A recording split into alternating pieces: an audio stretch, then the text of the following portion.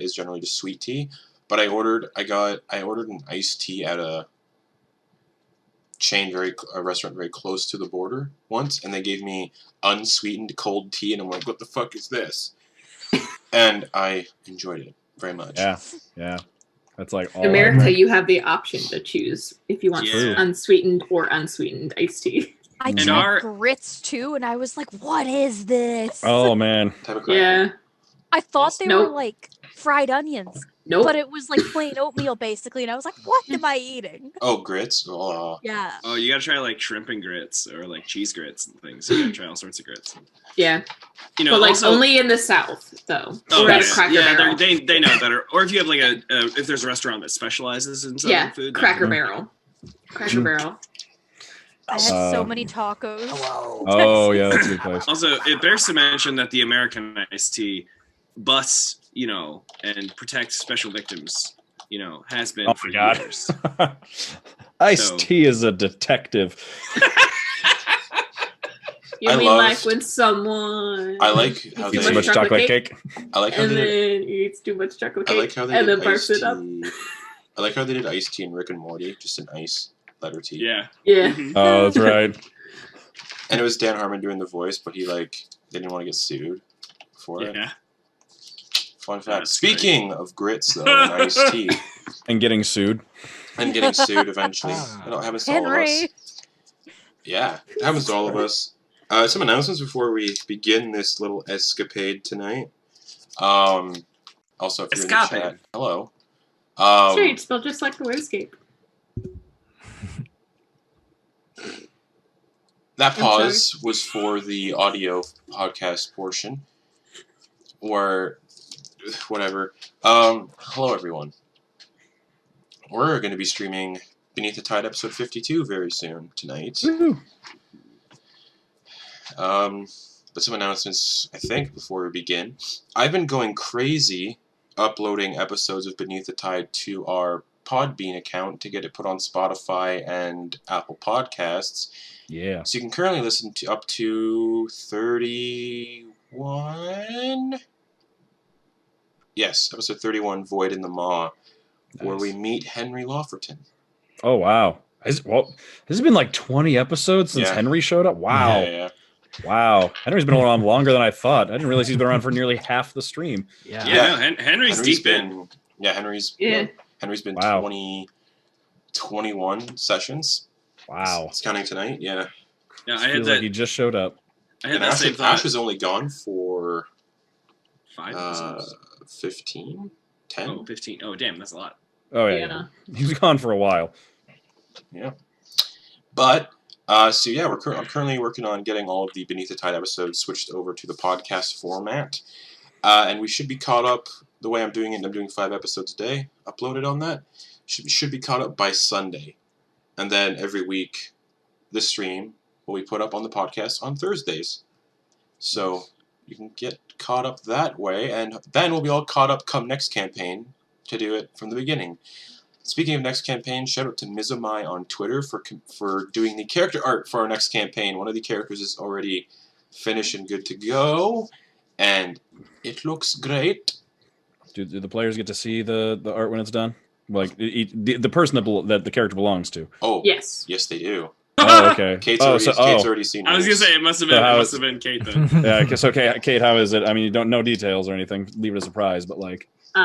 It's great. It's really good. It's really good. So shout out to them on Twitter. It's Mizumai, MIZ0MEI. So check them out on Twitter. They're really good, and their rates are very good for what you get. And hey, always support indie artists. Do it. Support indie creators. What else? For announcements? Sunday. Sunday. There will be a stream Sunday morning, but no, it will not be Soldiers of the Lich Queen. We'll be back with that like a week from Sunday. We'll be back into that to fight some bandits. I'm excited to get into that. God. A lot of fun stuff. But I just realized what Sunday is as well.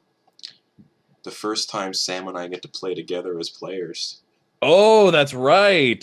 Yeah. So Sunday is going to be a game of Dread run by our very own Lindsay from Soldiers of the Lich Queen. We are switching it up because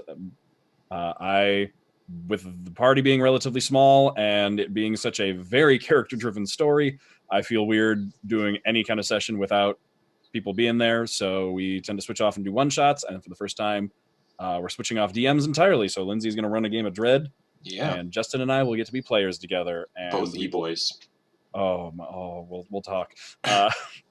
We'll try to make sure that Lindsay still wants to come back to the channel afterwards. Yeah. I have a fun idea. Oh boy. Really fun. Also, apologies that there was no stream during our Hearts of Madness slot at 7 p.m. I had to take care of a little emergency. But we'll be back in that slot next week for a series of one-shots. Next week, we're going to be running the one-shot we were supposed to run tonight. Return to House from Bent Hill. So that's going to be fun.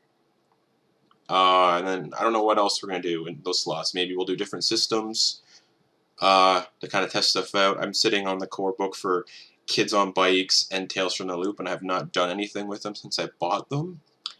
So that could be fun to look into. Maybe, I don't know. Who knows? Who knows?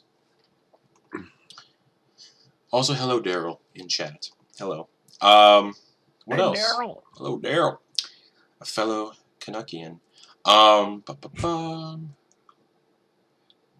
Seriously, like, there's so many things that I was going to talk about, but I can't talk about. I don't know what to talk about anymore.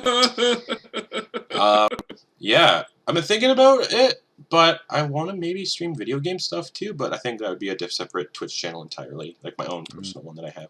Because I like streaming stuff. Anyways, enough about me and me. Let's dive beneath the water and get going with this episode of Beneath the Tide. So, you all continued your delve through the fungal forests, encountering a group camping and explaining that upon every morning they woke, the forest had changed, adapted, and was making it near impossible to find their way out. After parting with this group, their crew headed forward and encountered a strange clearing with blood-sucking roses, but quickly dealt with the vampire roses and pressed forward towards the lichen den. Upon arriving at the lichen den, the party noticed the same hoof prints and boot prints from the individuals they were following, and came across a large cave with an eerie green light emanating from within. Delving quickly through the cave, you all stumbled across the remains of the Fungal Lich, and a being stood before it in reflective plate armor alongside a flaming green horse adorned in armor. Interrupting the individual's speech, the party got to fighting this individual, who all the while was taunting the party, telling him that they couldn't kill him. After my really lackluster encounter, That was great. That was good. That was really fun. And knocking him down numerous times to no avail, Noose set after him wielding the Soulbreaker in the form of a dagger. The individual revealed himself to be one of the Pale Riders, and set after Noose to acquire said dagger, along with the fungal Lich's heart that the figure had in their possession. The figure was fully intent on killing Noose to take the two powerful artifacts, but instead was beaten down by the party and killed by Noose with the Soulbreaker. A strange event happened upon the individual's destruction at the hand of the dagger, and all seemed well. The party discussed what to do with the heart of the Fungal Lich before Noose stabbed said heart as it was slowly beginning to corrupt him, and in the process killed Leah. However, a revivify was quickly cast, and Leah was restored to life, and the corruption from the Fungal Lich seemingly fading away from her form. And that is where we're picking up immediately. Leah comes jolting back to life with 1 hit point, and everyone's just kind of standing there, basically in a circle. What the fuck did you just do? Look at my hand. Look at my hand. Would you drop it then? Don't just stab it. Did she just die? I'm quite certain that's just what happened. Did you just kill Leah?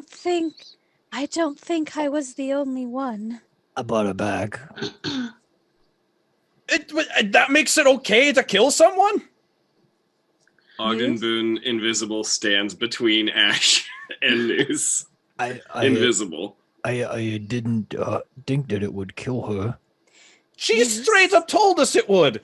She said it might. Noose, You could have killed every last druid of Leah's clan. Noose, you did. When I came back, I can feel all of my brethren from the spore druids and through our connection through the spores, and I can't feel them anymore. How many were there? You murdered at least 20 people, Noose. I don't have that many diamonds. It doesn't matter how many diamonds you had, Noose. You murdered them, knowingly. You knew what that could do, stabbing that heart. Ogden Boon pops back into existence because it's been 30 seconds. Okay. Well, now, hey, whoa, tensions are high. All right. It was consuming his hand, right? So Noose. drop it. Hold on. You're not wrong. Or Hold cut on. it off. Your hand or the heart? Hold on. The hand. Oh, okay. Okay. New choice. New direction. Okay. Yeah. Are you all white? Noose, my entire clan was wiped out by a plague. No, I mean physically. Noose, I don't think now is the time. No. Noose, you, and Leah is going to go like right up to him, and she's going to take like the heart that's in his hand from him. Yep. Oh, he wouldn't have held on to it. He would have dropped that. Because it was infecting him. So she's just gonna like pick it up. Yep. And she is going to like hold his face. Don't touch me. You'll have to move around, Ogden Boon. You're between me and Yeah. I don't know. This is well, okay. All right. Words. Let's all talk. I'm so sorry. Actions have happened. Here we are. Face to face. All right. Keep talking, everybody. Let's keep talking. We're a crew. Yeah, crew. The captain is apparently cool with just killing crew members if he can bring them back. Okay, all right, okay. Listen, it wasn't like I did it on purpose. Okay. Are you sure? You said you knew it might kill her. If I'm not mistaken, before I died, Noose, you mentioned you lied to me. You lied to us. About what? That this might not have worked to begin with. Yeah. So we have a captain who killed a crew member and lied to us about this. Parlay. Hey, before tensions get too high. Ogden, do you want me to stick this heart down your throat? From down there, I doubt you could. But let's all. I will stick it up a different cavity then. Hey, listen. Hey, as long as we're that way to Ogden. Okay, now everyone's getting very heated. All right. Yep. Okay. Here it is. Let's sling them. Let's sling those insults, but let's use our words first. All right. I think the one that died should be able to say whatever talk however she wants to, however she wants. She just did die. I absolutely. Thank you, Ash. I absolutely agree. Would never want to stifle your words, but I have officially called parlay for everyone who could hear, which is all of you. So let's all take a breath. Remember that at some point we've all liked each other, and let's figure this out. Cause, oh shit, I think we've all died now. Officially, we've all died. What do you want me to do? Well, have not done that. Would have been nice, but we're kind of stuck here now. Yeah, but wait. So now what do we do? Well, that's a good question, Captain. How do you want to fix this? You wanted to be in charge.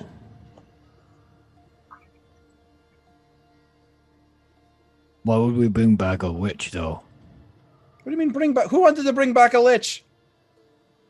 Well, I mean, that seems like the only way that could fix it, right? I mean, that many people that died? Noose, the problem News, the problem is not currently what happened. That has happened. Yeah. The problem is that you were willing to do it. So currently, my problem is not what happened, it is the person who did it. Listen, I didn't know what was gonna happen. I thought I was and yet about you to did die. it anyway. Yeah, I did. Yeah. And I have to deal with that, okay? It doesn't Yeah, feel you do. good. I'm telling you right now. Yeah, the fact that you don't feel good about it does not change the fact that someone else probably feels worse. Pointing at Leah. And Leah's gonna put an arm out towards him and just be like, "Do not touch me." Noose, I can't even if I wanted to. And she's going to try to cast Blight at him. Doesn't work. I'm going to reach out and grab Leah's hand. She's going to try. She can cast it. It's fine. The spell fails automatically and does not succeed. She has no powers. Oh, right. I'm powerless, Noose. Even more so now. You killed at least 20 people, so I'm going to give you an ultimatum. You have 20 days, a day for each person that you killed, or else I will make you the 21st murder. What's the ultimatum? What do you want? I'm You regretting fix bringing you this, back already. or you die. Fix it? You find a way to fix what you did, or you die. I will end your cycle, Noose. Is everybody okay with this? I'm not happy about it. That's it. But we are at a negotiation table. We're at a parlay table. I fixed something. She wants me to fix something that's impossible to fix. So she's just telling me you have 20 days to live. Enjoy it. Great. Well, What that am I is doing here? honestly, that is what I believe is called a. Pulls out my copy of the Art of the Deal. A first offer. I think that is what that is known as. Great. Okay. We're talking. We're having a conversation. Great. Awesome. Counterpoint. If the goal is unattainable, then where can we go? I could say that unless you could lift the entire planet, I'll eat your hamburger. Boy, howdy, I'm going to get that hamburger then, if that's the case. So, shall we figure out some sort of middle? And what do you propose, Ogden, that there could be a middle between murder and life here? That's a great question. I'm so glad we're having this dialogue. Thank you for being open to this table that is officially a parlay, reminding everyone who might be wanting to cast spells. Taking a second to look at everyone. I wish I could right now, Ogden. I wish I could. Oh, I get that. I understand.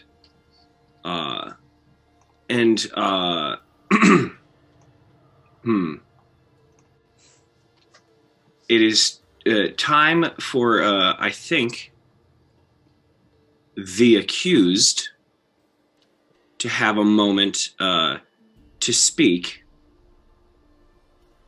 Cat and Noose.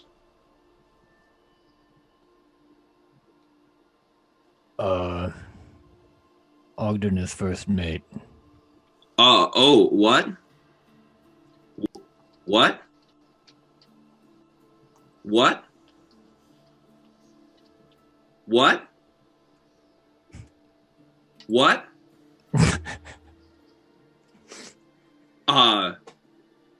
What? Yeah. I don't know what you guys want me to do.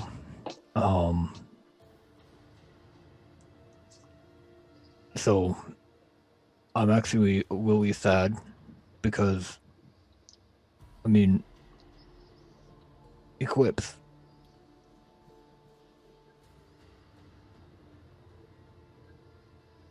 He just wordlessly stares at you. Why are you guys against me? News. You don't get to murder someone's family and then 5 minutes later say, I don't know what you want from me. How am I supposed to fix this?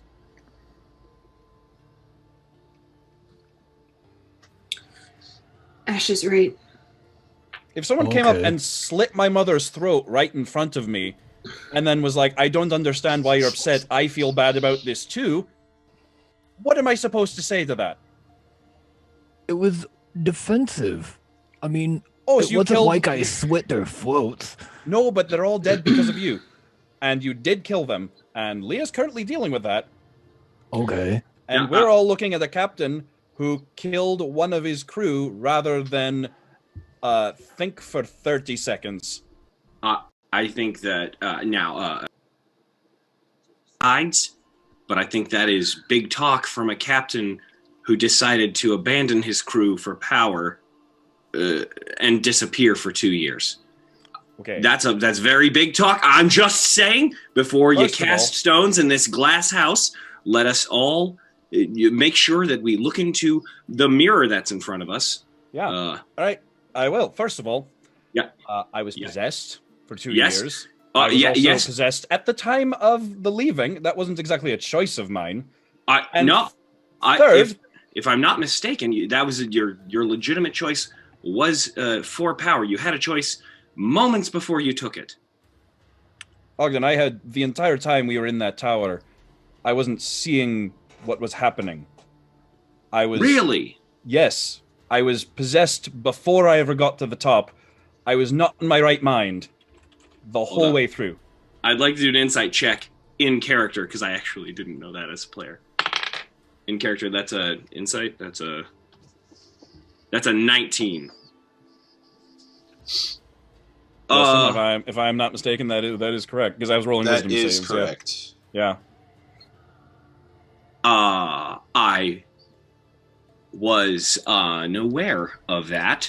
That is new information. The other thing for me, tell me. Yes. Okay. Yes. And thirdly is what I was going to say. Sorry, I interrupted. Just wanted to make that touchstone, please. And yet everything you said is still true. That happened whether I was in my right mind or not. And have I ever laid claim to the title of captain ever again? Not yet. I was... And I don't intend to, because I'm not fit for the role. Fair enough.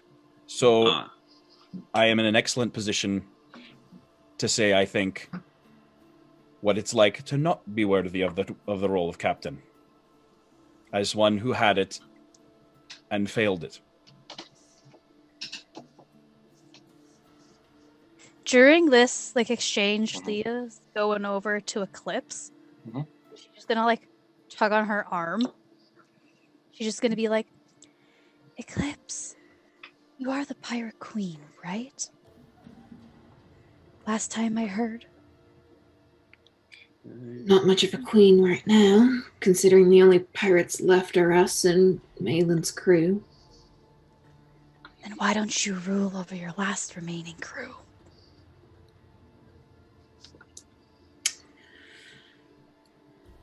Noose, your impulsive actions led to unintended consequences.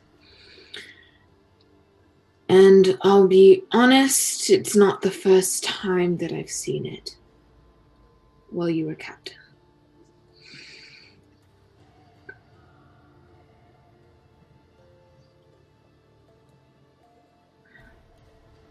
Noose, I really hate to do this to you. Use cast banishment on himself. All right. That is a counterspell from Ogden Boon. At what level? 4th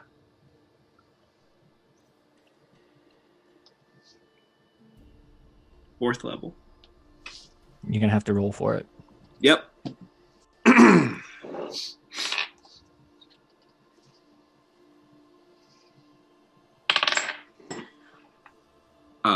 What do I add to it? D20 plus your spellcasting modifier. Okay. You still have your inspiration too, by the way. Yeah, your D20 inspiration. Yep. That's a 19 so far. Okay. That does it. All right, Ogden, so you counterspell the banishment. Well, that spell you just tried to cast. Everybody, calm down. Calm down. Propose a vote of no confidence in Captain Noose. That's called a mutiny. While we are still parlaying. It is a democratic vote among the crew of the Void Maw. While we are in proposed by the parlay, Pirate Queen, who currently is contesting her reign while someone else is sitting on the throne. No offense intended, but sitting we on the have throne? not talked to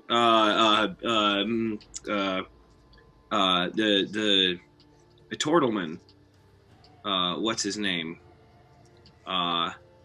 Right? Well, either way, also, parlay specifically, I believe, isn't parlay something about hurting people?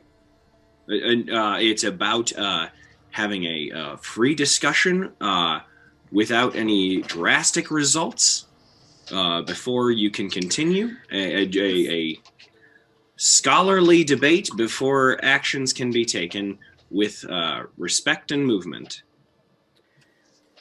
Ogden, with all due respect, Of course. we've been in a stalemate for the past 5 minutes talking about the same thing with no progress.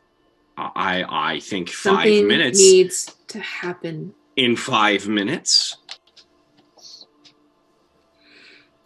In 5 minutes, we literally have access to a lawyer at the boat. We literally have access to the rest of the crew at the boat, and we have The goat and the child? hey, their crew. You took them on. We have 1, 2, 3, 4, 5, 6, 7 witnesses who can all give testimony, and we have a myriad of evidence, and with due process, we have everyone is allowed to protect themselves or have a full case rather than this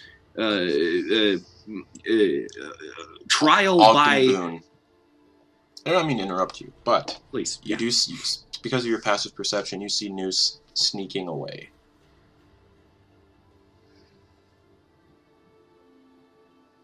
Nobody else does, just you. So give me 4 friggin' minutes. Give me 4 minutes. It's less time than you need to make a decision for mutiny. 4 minutes. Mutinies are violent, That's And why I I called parley. and I don't think this is, has to get violent unless anyone decides it does. Ogden, you have your 4 minutes. I follow Noose. Okay. You guys see Ogden just slip away and following Noose, who now you all would see is sneaking away.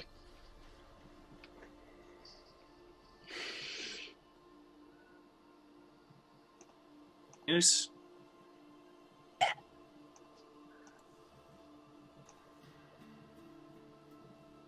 What? How are you, How are you feeling? How are you doing? How's your arm? No, I want to look at his arm. With whatever, I don't have any sort of medical, but I want to look at it. Looking at it, the corruption seems to have been stopped for the time being. It's about just before the forearm. No, you don't see any blackened veins. Oh, it's anymore. gone. It's all gone. Yeah. Shit. Sorry to sound callous, but that could have helped us. Yeah. I don't trust any of them anymore, Ogden. I'm sorry. I like you, and I don't want you to get hurt. No. That's not what this is about. This isn't about me. It's not about me getting hurt. Don't worry about me. Don't worry about me. Don't worry about me. This is about you. What do you need? You're the captain. But it's not about me. It's about where. I didn't mean to do any of that. I know. That's why I didn't want you to banish But, yourself. None of them. Nobody believes me. I try so hard to be good, but it never works.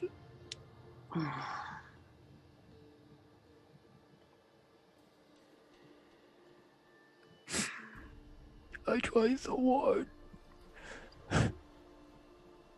Yeah. Yeah, it's okay. Ogden, Boon sits down next to Noose. All right. So they're at the same eye level. All right. Shit. Did you get anything? Did you read anything off the heart? Did you get anything useful out of it? No, it seemed evil. I mean, it's like bad energy. yeah. I mean, have you heard Leah talk for 4 minutes? Yeah, it's like bad that's energy. Why I don't get it. I don't get why Eclipse and Ash, they barely know her. She's evil as heck. And, they're on her side. And I don't understand, Ogden. All right. Okay. All right. Let's reach out. She didn't cast a spell or anything. She didn't. I don't know how. I don't know. I don't know what's going on.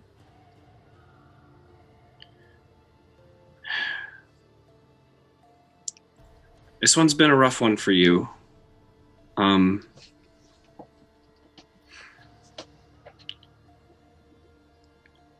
Do you want to be part of the crew? No. Not right now. I can't. None of them will. I can't. I can't trust them. I don't think they'll. I think if I get in a bad spot, they won't help me.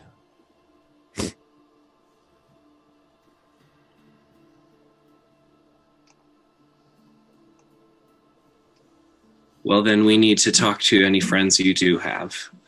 And we got to do it quick because I think I have 2 minutes left. So we need to talk to Pipshin, and we need to get you some fake connections. And we need to get you out of here. I just want to leave. I know. I want to leave. I don't want to get here anymore. I'm scared. Could you do me a favor? What? You know, Silgar is beautiful this time of year. And, boy, I'll tell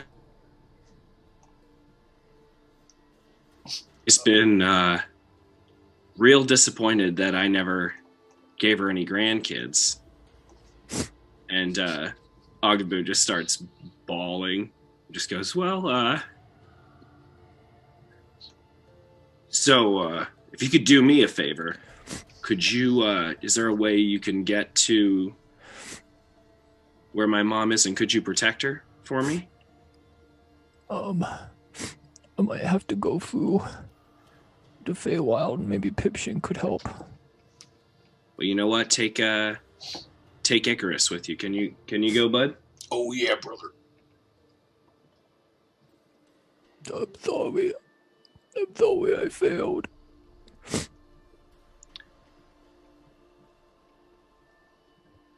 You never failed at being you.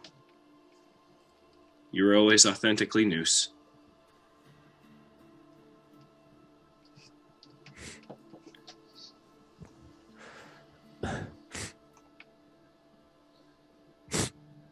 So take the time you need, and just let me know when you get there and how my mom's doing. You remember the house? Yeah. Yes. I encode thoughts and put that right into his mind where my house is, exactly where it is.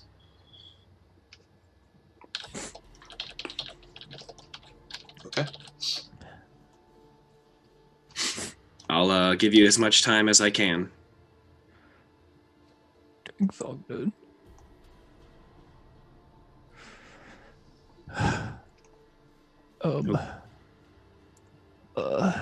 Jeez. I don't know. No, I need you to protect my mom. I need you strong, okay? Okay. All right. All right? Then I'll cast Banishment. Okay. Alright. So Ogden, you're just there, looking in Noose's eyes, and he just fades and disappears.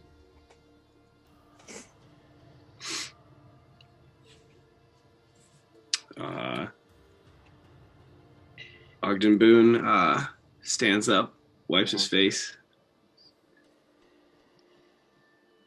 and then I punch myself really hard in the eye and give myself a black eye. Okay. And I walk back. I will note the party did not see any of that happen. Yeah. And so I walk back to the group, holding my eye. I'd like to approach Ogden as soon as I see him come back in the clearing and just be kind of off to the side. He got away. Insight check on Ogden. Do you have advantage because Noose couldn't reach his face? I was sitting down. Well, we don't know that. We don't. Yeah. I mean, you open up to a guy. Just a straight roll. Just straight roll. That's a natural 18. Can I do a deception roll? Yeah, and you can add that inspiration if you'd like. You know I'm going to add it. Hold on. Give me a second. Give me just 1 second. I mean, with my insight score, it's a 26, but... Yeah, okay. Give me just a second. Give me just 1 second. Okay. And I add a d20? Yeah. Yeah. Yeah. Great. So far, I'm at 16.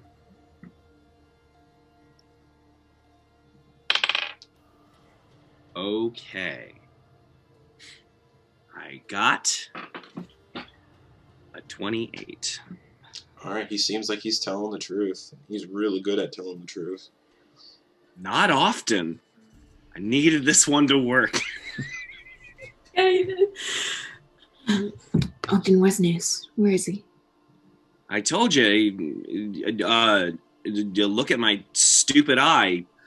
Punched me and he got away. I couldn't cast anything on him. He winked out. Sorry. What do you mean he winked out?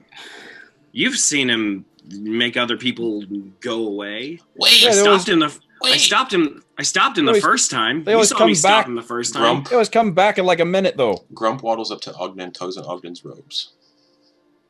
Yeah. Where's Noose? Where'd he go? He's gone. But he's my best friend. Take a knee and, Is he okay? I don't know. I don't know. Okay. I hope he's okay.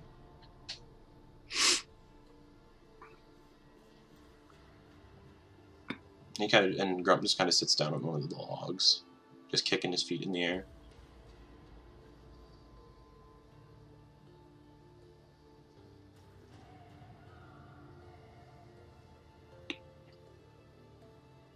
I wish I could have spoken to him alone before he left. He would have probably punched you and banished away anyway. Shit.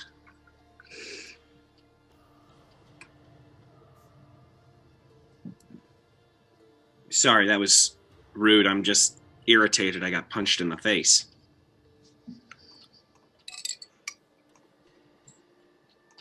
Were you kneeling next to him or something? Well, I'm talking to someone eye to eye because that's what you do. For out of respect. You leave yourself open and you just get punched in the face. Have you ever been punched in the face? It's the worst. Yes, I've been punched in the face quite a lot, Ogden. I'm not trying to take away from your pain of being punched. I'm just saying, very recently, this is what a small fraction of a pie slice compared to the pain in this current position. I'm so sorry. How insensitive. Sorry, Leah. How insensitive of me. What can we do? What can we do? Where are we at? Can we take a temperature in the room? Where are we at? What's going on? Leah's just sitting on the ground holding like the heart in her hand, just kind of looking over where Noose stabbed it.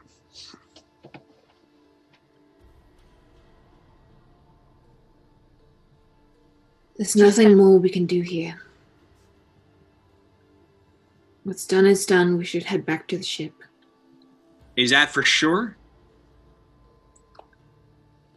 Well, we can always come back if we find something to do. Something we can do. In this forever changing forest? I doubt it's going to continue to change without its source of magic. Is that the source? Are you certain of that? I'm sorry, I feel like we're being combative. What happened? What happened? We were all on the same page, but 15 minutes ago. Yeah, and then our captain made a decision without consulting anyone that killed a party member. So, you know, that kind of has an impact. And then, rather than hear any sort of grievances, decided to run off and punch someone in the face who tried to talk to him like a coward and a child that he is. Monkfish steps forward a little bit, smoking from his pipe.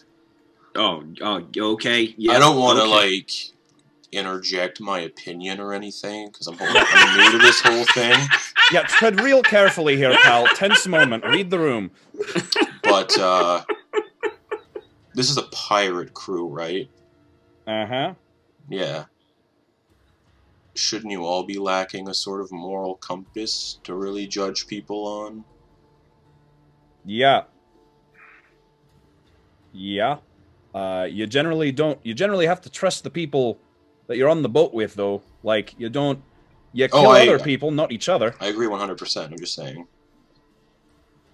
If anything, the only person actually advocating for not killing random people was the captain, now that I think about it. Said if I remember correctly, I made a suggestion about piracy. Said, when are we going to start doing that again? And I was told, we're not that kind of crew. We don't just kill people randomly on the open seas. But apparently killing crew members and 20 other people we'd never met, totally fine.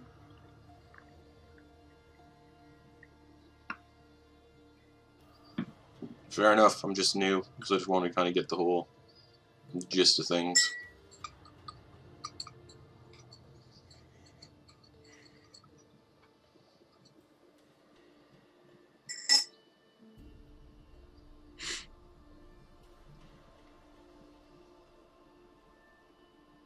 Okay. Great. Nice. All right.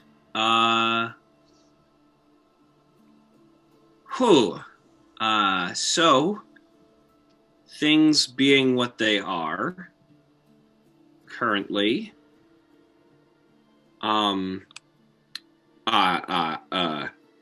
think I hate this about as much as anyone else. We have decisions to make, and oh boy, this sucks to say out loud, and I hate it.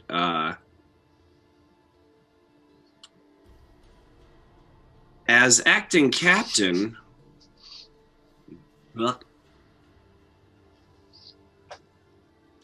we have several objectives still to accomplish in this area before we continue, and I'd like to fully assess everyone. And I've heard from you, Eclipse, respectfully. Thank you for being as candid as you were. I've heard from you, Ash, very candidly. Thank you. I've heard from Monkfish, and I heard a little bit from Grump. And I'd be remiss if I didn't give the floor very openly and candidly and importantly, take the time to walk slowly over to you, Leah. What can I do for you?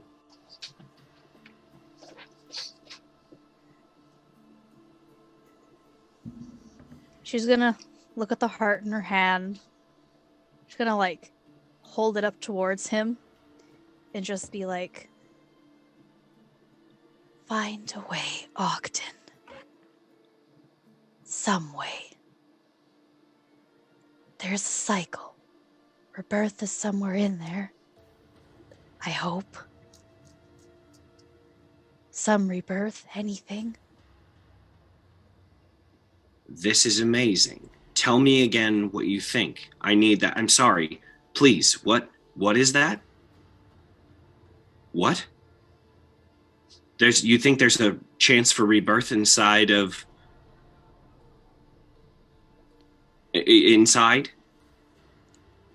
I honestly don't know, Ogden. No one ever thought about this for the spore druids in us, what would happen after, if there was an after. I really do not know. Okay. I'm not leaving this behind. I wouldn't. As a matter of fact, I think you should hang on to it. Is there anything else that we should hang on to around here? I don't think that this is a thing we run away from. I think that if we run away now, we may never get back. I think we push through to the other side. And we collect anything we can. Not out of greed or malice or out of a sense of skullduggery or adventure or thievery. No, this is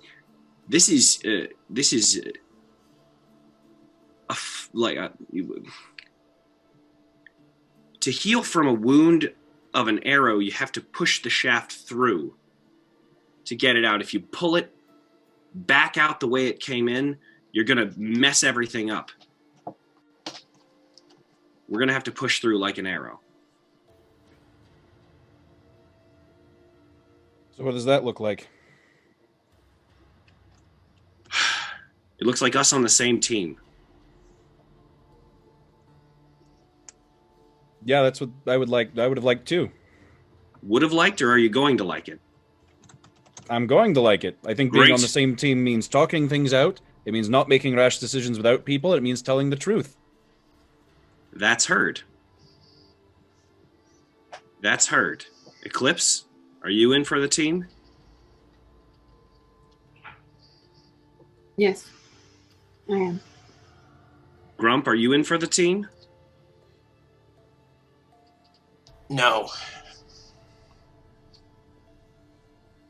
Respected and heard. Respected and heard. Once we get above ground, I'm looking for news.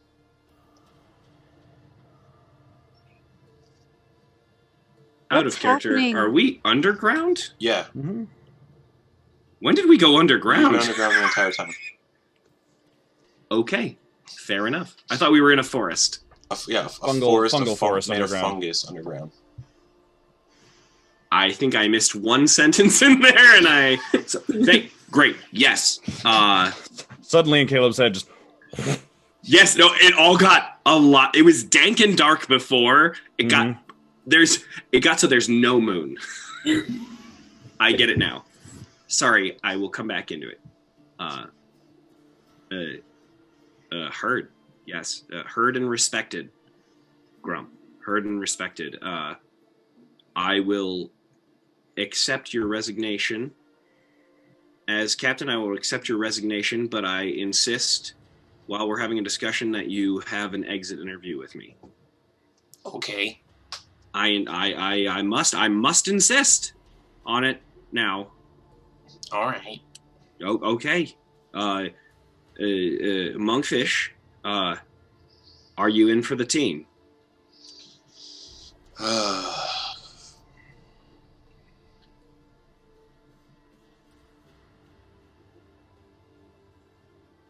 I don't know yet. Respected and heard. Great. I didn't have to worry about dying that often when I worked on the spice ship. Yeah, we tend to fold in a fair amount of dying on this crew. I am sorry we were not more open with you. Though I have to say, I don't think Grump has died once. Nope. He's kind of your main dude, so.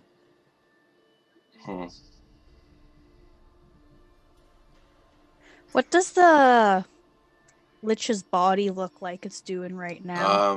Yeah, I'm very curious. Nothing really. The body was still dead, just the heart wasn't.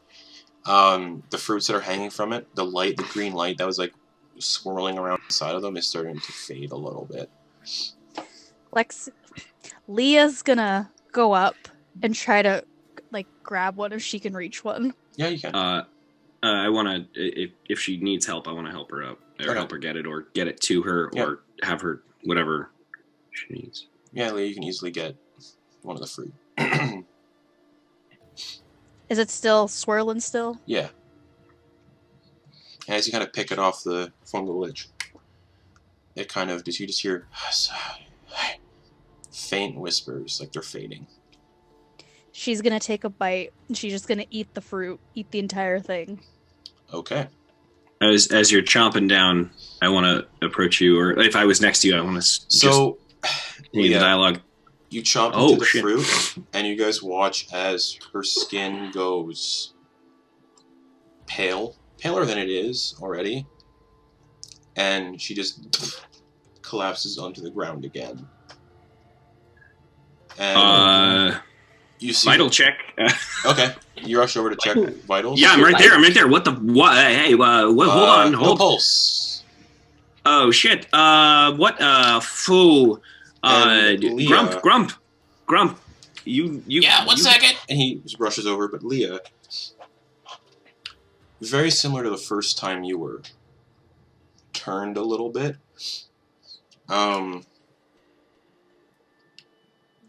You're in this like dark void space almost. And standing all around you in this void space is numerous individuals, pale and wisp-like, almost spiritual in appearance. And you recognize one as Lexi. You recognize another as the drow that you all had met from the previous session with the mushroom crown. And they're looking at you, and Lexi kind of drifts over, and there's numerous druids there, like hundreds upon hundreds of just spore druids standing. The ones that have been dead for a long time, ones that are more recent. And Lexi kind of glides over to you and just kind of puts her hands on your face, and they feel warm, even though she's a ghost, clearly. And she just says, "The first step has been taken. We will take over for a time, but the heart must be restored." How? When we made the transition into, wherever I think we're making the transition to, we gained the knowledge of the Fungal Lich. To end the plague entirely, the heart must be consecrated and healed, or a willing creature must make the sacrifice themselves and implant their own heart into the Fungal Lich, and rebirth everything down here anew. We can restore your powers temporarily for a month. But the heart must be healed. The corruption, the evil that permeates it, must be expunged.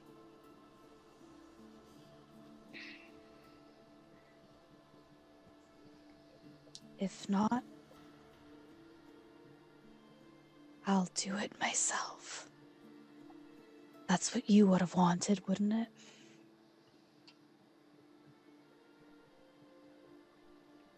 If it comes to that, maybe it's time this all ends. A month. She nods and just says, too much death. And then the vision fades and you wake back up on the ground. And you guys see little mushrooms, not super big as before, sprouting out from her scalp again. And the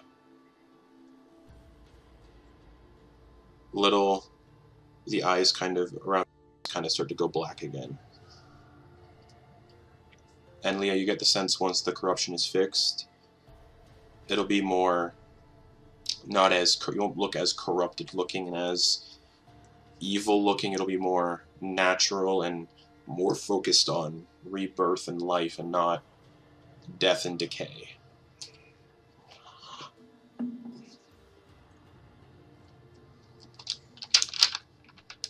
You're right there, Leah. We have another circle to complete. And yes,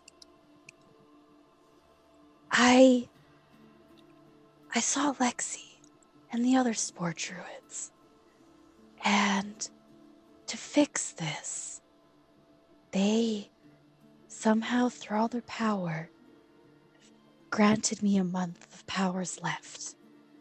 And if I don't consecrate this heart in the meantime, or find a willing heart, my powers will be gone for good. If we heal the heart, the plague will be gone and it will be fixed. Did they say anything else about the rest of your clan, your tribe? Just that the plague would be gone.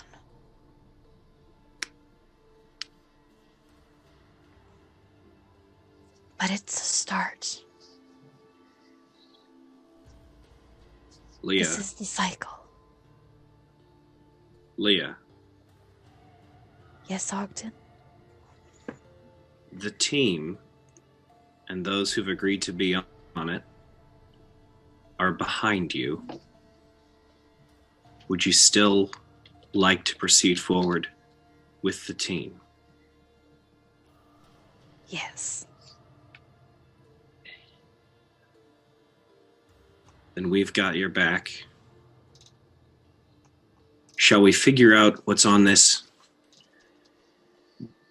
God's forsaken map and make sure that this whole trip was friggin' worth it? And also make sure we can get more information while we're around it. Sorry, I'm a little worked up. Little worked up. Is that the treasure map? Yes, this is a treasure map. This is I know it's the treasure. Is that at all relevant? It's one of the reasons we're here. We pulled the ship in. Right, but weren't we here because of the fungal lich stuff, as well? Yes, right. As well. All right. And did we hold on? Have we established what the treasure was? Do we know that it was just a material treasure, or perhaps is it an ethereal treasure? Because is there something that we can use in this place, drenched in spirituality and magic, that could possibly? I don't know how many languages everyone knows, but frankly, treasure is an amorphous word. Like, I find friendship and joy to be a treasure beyond monetary value. And I would write about it as a treasure. I think every one of you, I truly think every one of you is a gift and a treasure. Now, is there something in here, in this silly thing, that could maybe help us with Leah, do you think? I mean, maybe, but it was sort of really unrelated when we heard about it. That's right. But you know what? Here we are, living life, and every time we run into something new, every time we fight something new, every time we discover something new, if you look back, it all vibrates together.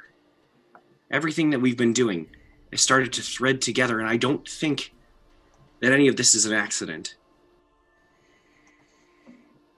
Well, it seems, I'd ask Leah first, if the goal here is to consecrate a heart in a month, do you know how to do that before we go off running after some random treasure that may or may not help? That's a great point. That is a very good point. I frankly thought where we are, I was going to figure it out, and frankly, if it's 4 days journey, oh no, I'll rip it up right now. I could memorize it anyway. But the point is if it's 4 days from now, no.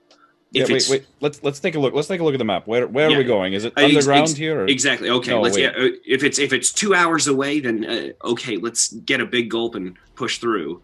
If it's 4 days away, then we'll save it for another time. Unfurling the map. Everybody, shall we gather around? Yeah, everybody, let's take a look. Equal partners. I want you all in on it. Let's all take a look. So you guys look at the map, and the treasure is centered on a place called the Lord of Shape's Den in the village of Roderstein. It is not underground. It is above ground on the continent, and it's roughly a 4-day walk from here. The exact number. You guessed it. Well, that is an answer. Trek. And it's also an answer. If we're walking, we don't know how to get there fast. I roll it back up. Again, I've heard testimony from Ash, Aaliyah. 4 days. How do you feel about that? Traveling to get something we don't know about. The only thing that maybe we could make a detour is Salspitzi. There were some healers there that I knew about that were quite good at bringing back the dead. And maybe if they can't help with the heart, they would be the people to point us in the right direction. I love it. Eclipse, how do you feel?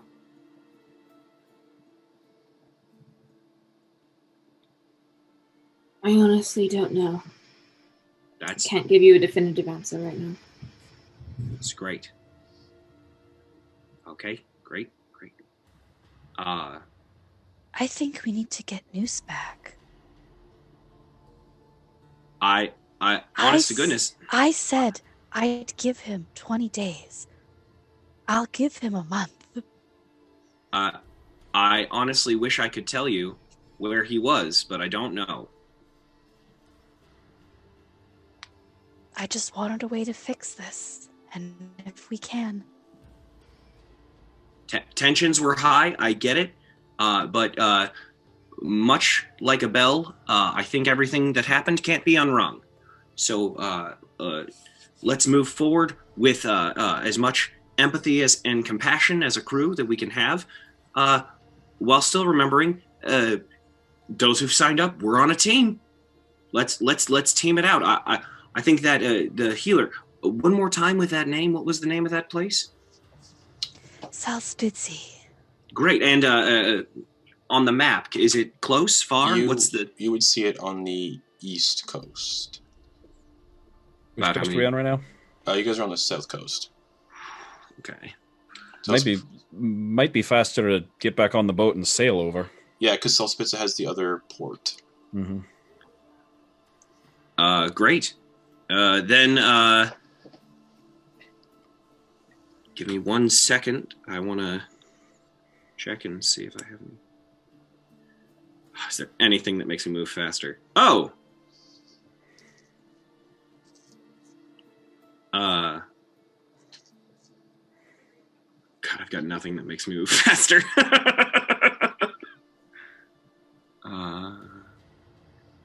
Yeah, not literally nothing that makes me move faster.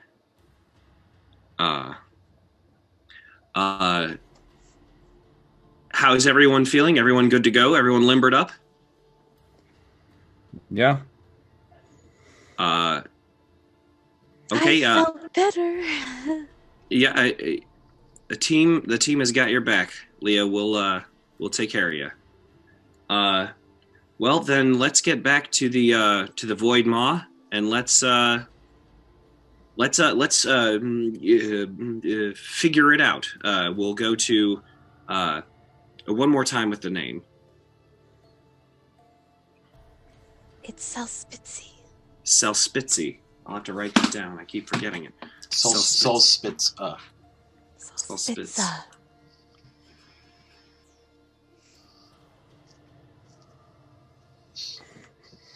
Solspitza. Okay. Oh yeah. Let's we'll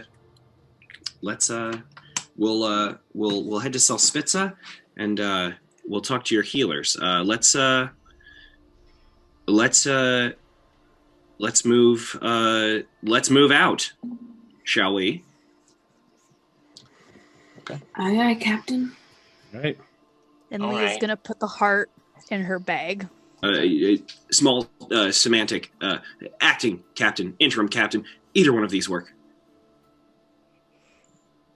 Okay. And as you guys kind of turn around and start heading back the way you came from, we're going to take a quick break right there.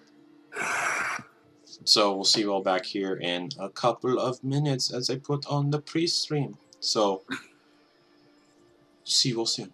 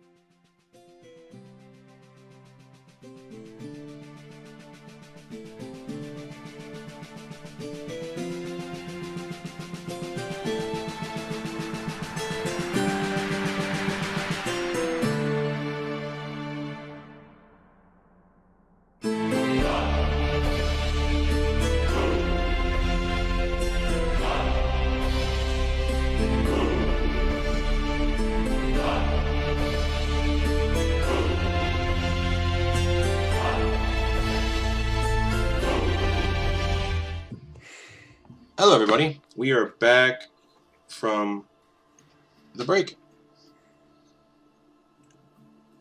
And the party are making their way out of the Lichen Den, through the caves, back towards the Voidmaw. Or the Veiled Sycophant, because the Voidmaw is currently in a bottle. With news. Oh, son of a... Well, guess we got a new boat. Good thing we took that one. Add that to my notes. I just realized that has absolutely no defense. Nope. And no supplies. No, it has no... I take that back. It has ballistas. It's got at least one. Those were removed and taken onto the Voidmaw. Yeah, put on the Voidmaw. Two of them, right? All of them. There was just... Yeah, all of them were taken off. All two. All two. No defenses, no supplies. Or three. No defenses, no supplies. Well... Did we have supplies on there? No, we left supplies. No, we did leave supplies because the other three... because Joseph it was like... and Bernard. Yeah, we supplied them up. Yeah. So hopefully this will be a fast sale. Yeah, that'll probably be enough to get us to Solspitza, and then we can buy... we have so much money. We can buy food. We'll be okay. Mm-hmm. Noose said, I'm taking my boat and I'm going home. Oh, man. You like to throw enemies off our trail? Alright. So, for the sake of time and everything, and there's not really much in terms of encounters down in this place anymore. We killed our way in. We don't have to kill our way out. Nah. Merciful DM. Yeah. I am going to. I'd like for Ogden Boon to drop back and maybe grab Grump before Yeah, for gets sure. too far ahead, and we'll walk him back. Okay. And just walk and talk. Right. That's a. What is it?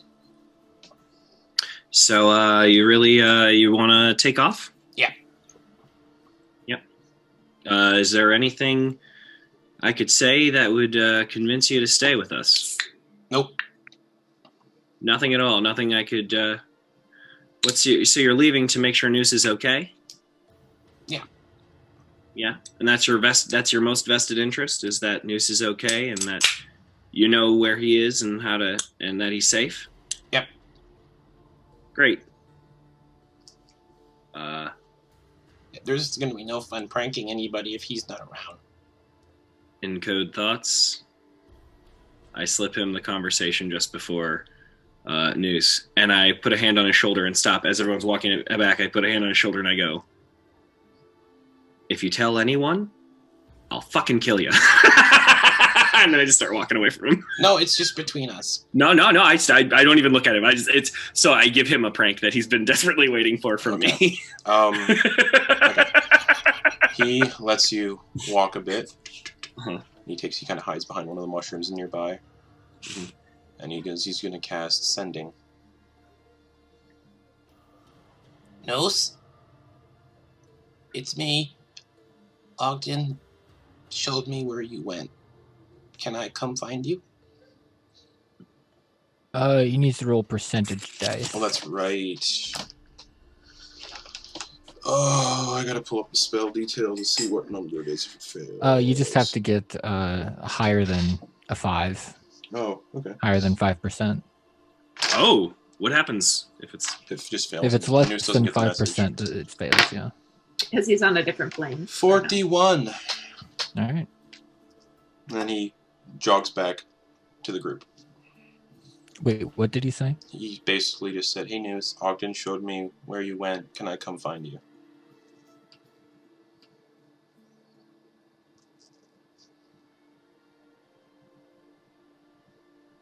Yeah, Noose isn't going to answer.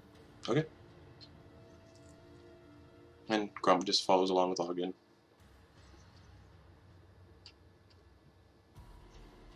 And anybody else want to do anything before I do a little skippy poo? Before, as we're still walking, there was one thing in Ash's mind that he wanted to say to everybody, after a moment of kind of awkward silence and walking. Mm-hmm. And Ash would just say,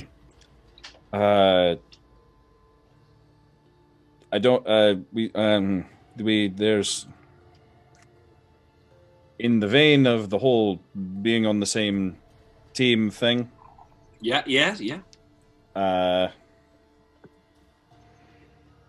Just wanted to let you all know that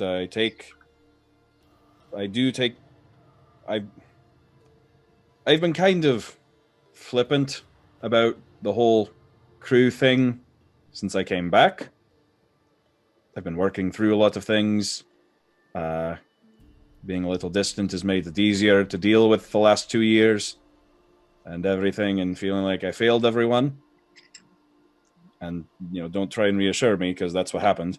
But I just wanted to let everyone know, in case it wasn't clear, that, I don't have a lot else going on, so I would die for every single one of you. Yeah, you're on the team, and as interim captain, first team rule is no, we're all in. I got your back. That's rule 1.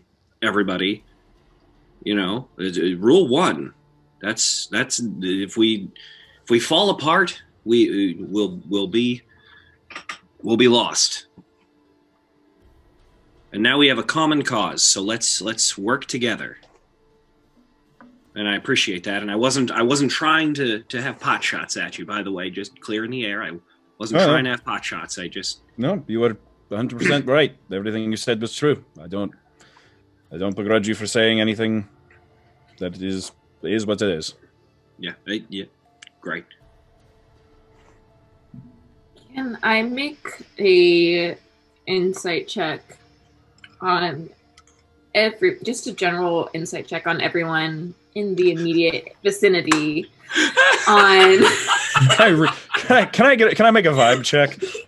Vibe check? Yeah, can I get a vibe check on everyone to see if deep down they were just trying, they didn't want News to leave, they were just trying to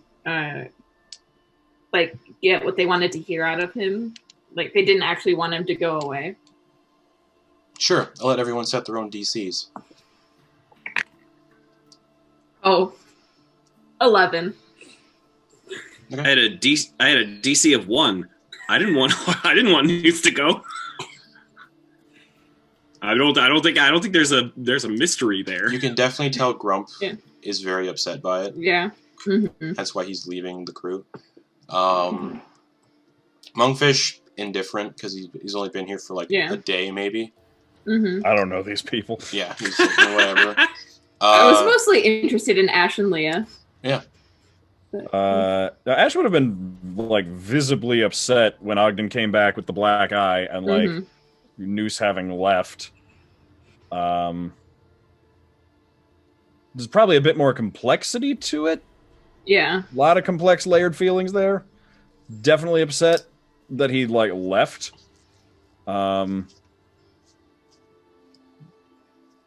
Yeah, I don't know. With an 11, like how much beyond that? Yeah. But like definitely, upset that he left. And anything from Leah? Or Leah didn't want him to leave.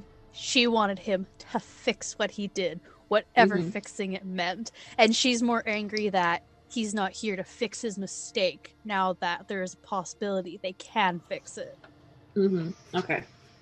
Cool. So if he was here, you get the vibe that she'd be like, "Hey, like you're coming, you're fixing this. Come on." And then I'm gonna pass the bottle of spice rum to Ash that I got. Just kind of offer him a little bit.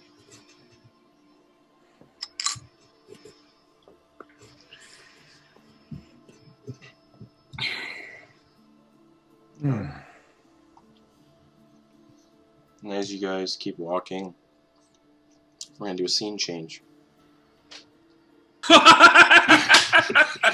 Oh shit, there are people back at that boat. Noose. Oh. You there. Getting ready to be Henry. Pop into the Feywild.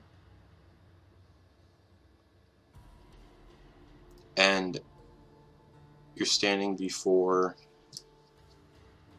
For banishment, do you choose a location to get banished you go to? No. Okay, cool. You appear in front of the rose court. And sitting on a toadstool nearby is a figure wearing a court jester-like outfit, porcelain mask, and just kind of resting their head in their hands. Or their face in their hands, and just says, "Hello, little buddy. Hey. You okay? No. Anything I can do? I could kill Ash if you want, just a quick like little prank, and then bring him back." No. I need to get to Ms. Ogden Boon, Marion Boon.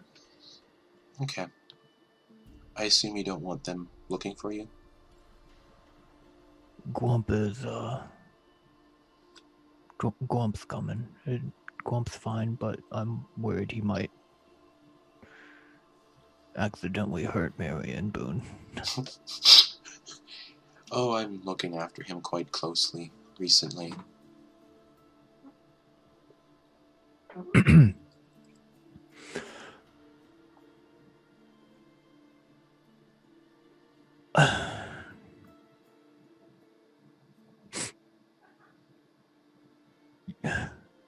They don't You hate you, know. Noose.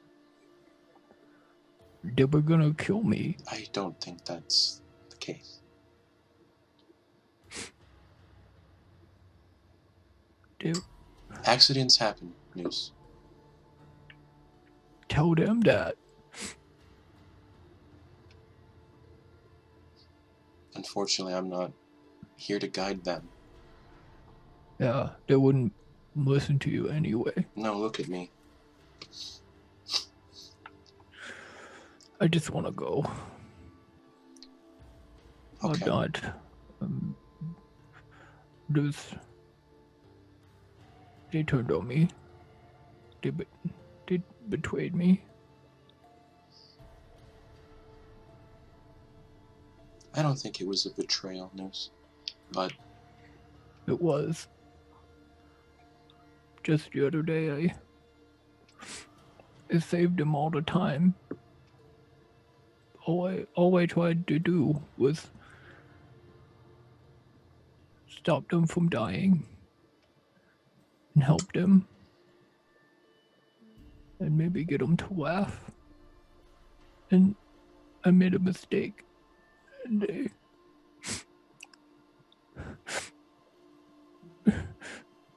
were gonna. it's okay. They'll come around. I don't. They've all made mistakes, Noose. I don't trust them. And that's fine. They don't understand me.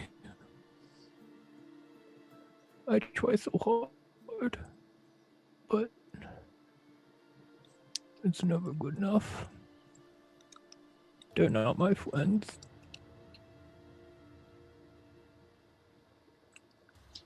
I think they are, and that's why they might be. Maybe that's why everyone is so They're not. upset right now. They're not my friends.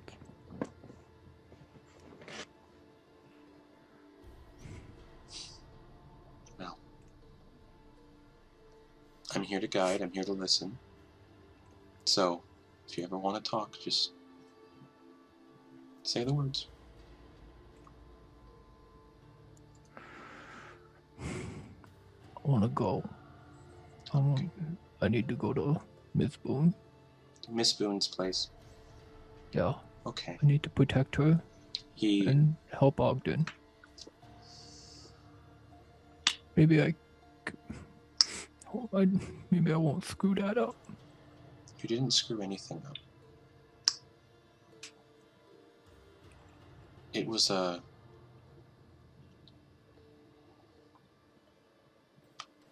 decision may have been rash, but haven't they made rash decisions? Eclipse runs into battle all the time. She's caused the death of crew members. Lom, during the heist, if your position wasn't blown, he would still be alive. Ash may have been possessed, but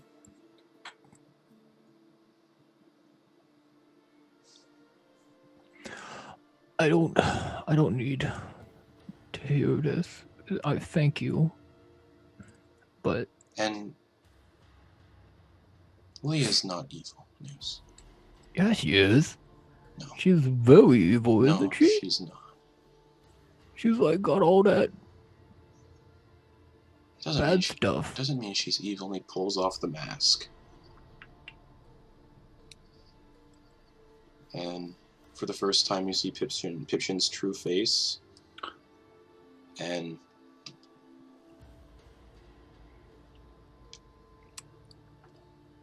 very drow-like skin, red eyes. Based on my appearance, people would think I'm evil.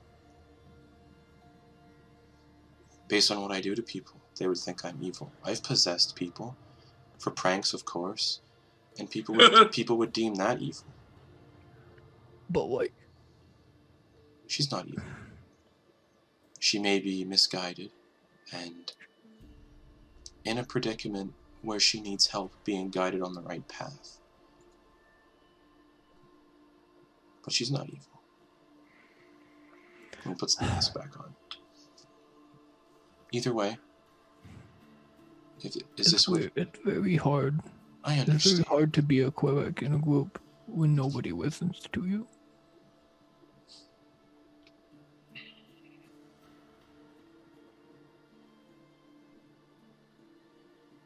Everyone just wants to be heard. Everyone wants their say.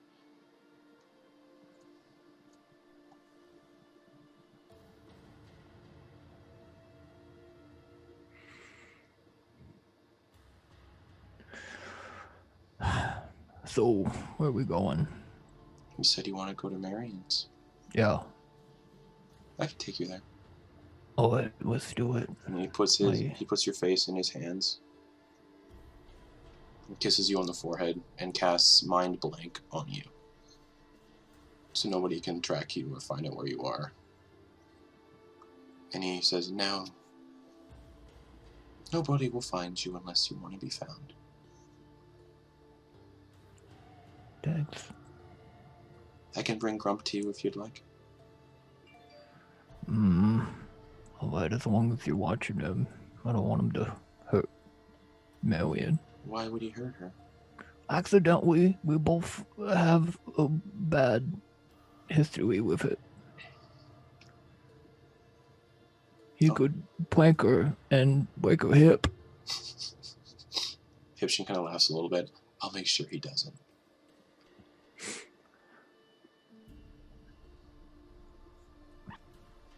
Oh wait, I'm ready. And he casts Plane Shift on you both.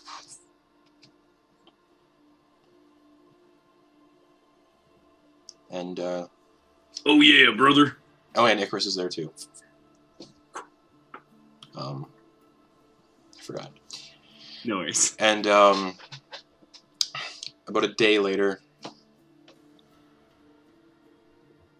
the crew of the Veiled Sycophant, Ogden, Leah, Henry, Eclipse, Grump, not Grump anymore, but maybe Monkfish, you all exit the cave that you had entered in for the first time, and sitting on the deck of the Veiled Sycophant, you see Henry doing whatever Henry's doing.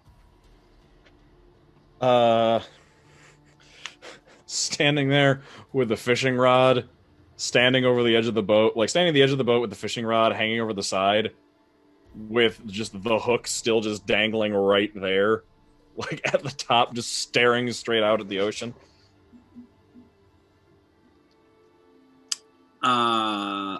Yoo-hoo, hi. Oh, thank God you're back. Hello. How are you?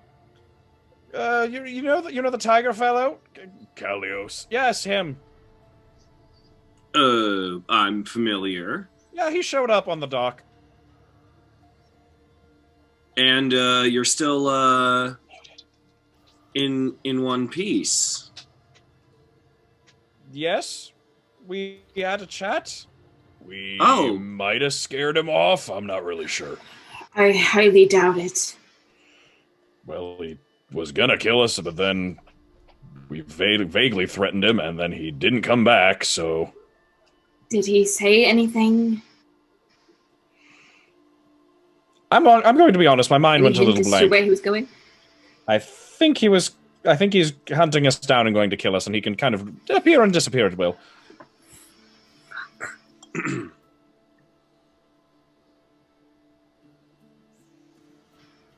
And Henry would notice that Noose is no longer there. Oh no, did the little one die? Did the captain die? Noose left of his own volition. After he punched me in my face. Yes, Oh. after this little one died. Well, you all had quite an adventure. If it makes you feel any better, Callius was not involved. That's good. That's very good. Yes. It seems like we've all had a lot of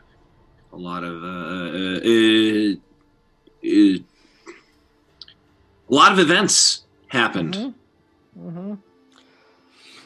So where to? Well, who has the most sea experience? Probably Eclipse and I. So, if I may ask, how seaworthy is this vessel? Because, if I'm not mistaken, Noose had our boat. Right, that's a thing. Well, if memory serves, we've no supplies, no defenses. We have some supplies. Well, while he was standing staring at the horizon. I'm sorry, I was a little shaken up. But yeah, I suppose I could have been fishing. If I'm not mistaken, there were some supplies taken just in case. Some rations. There's something. But let's not dally with the details. Let's shove off and get to Solspitza. Shall we? I'm not going. And Grump's like, somebody put down one of the boats. Or you guys had boats that you would have came back on. That you guys lowered. So he's going to climb into one of those.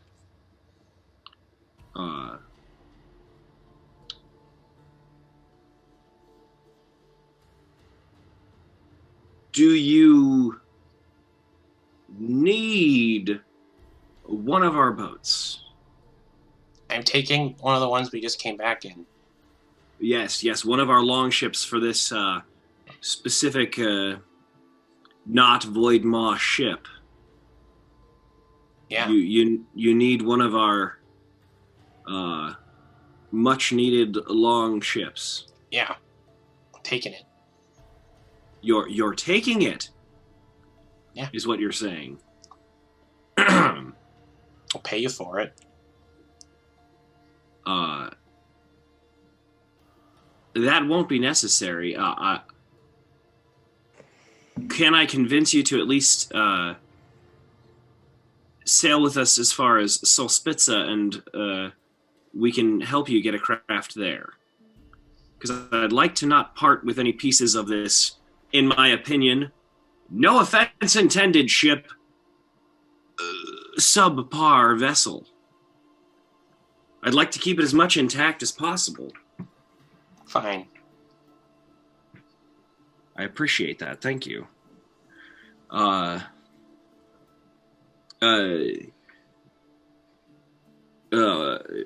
let's hop to. If Ash, if you would be so kind as to take the helm. Eclipse, could you take the crow's nest? Leah, how are you feeling? I could go for a nap, to be honest. Great. Would it be terribly taxing for you to throw some wind up in these sails to get us to Solspitza faster? I could do that. Great. All right. Great. We've got our assignments. Team work. Yes, team. Team. Eclipse silently climbs up to the crow's nest. I'm gonna follow her up there. Okay.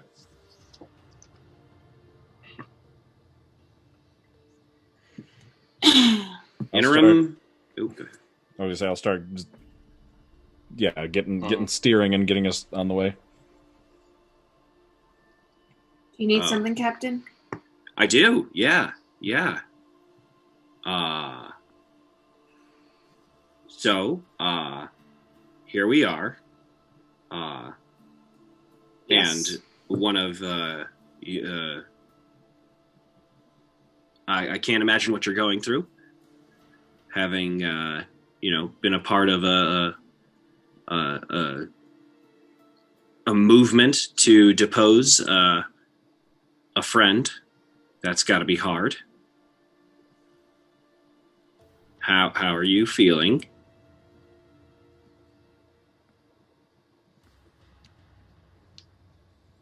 I hate myself for what I did to Noose.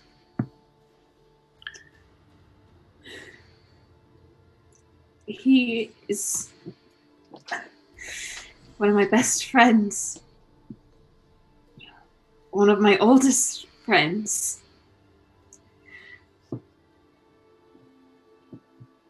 And I betrayed his trust because I thought what I was doing was right for the crew. And I just wish I could have at least talked to him. Or said goodbye at the very least.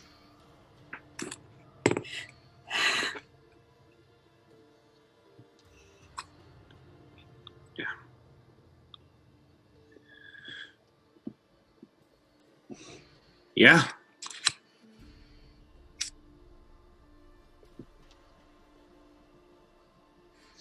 Yeah, I think we're certainly living that.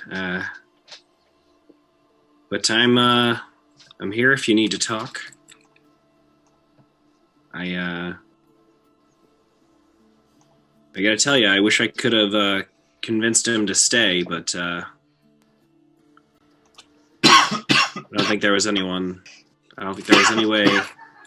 any of us could have gotten to him. You know, I had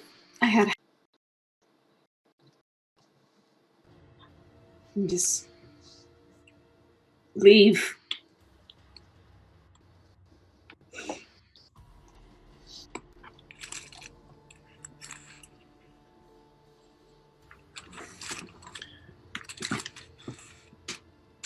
I seem to continue to put everyone else around me in danger.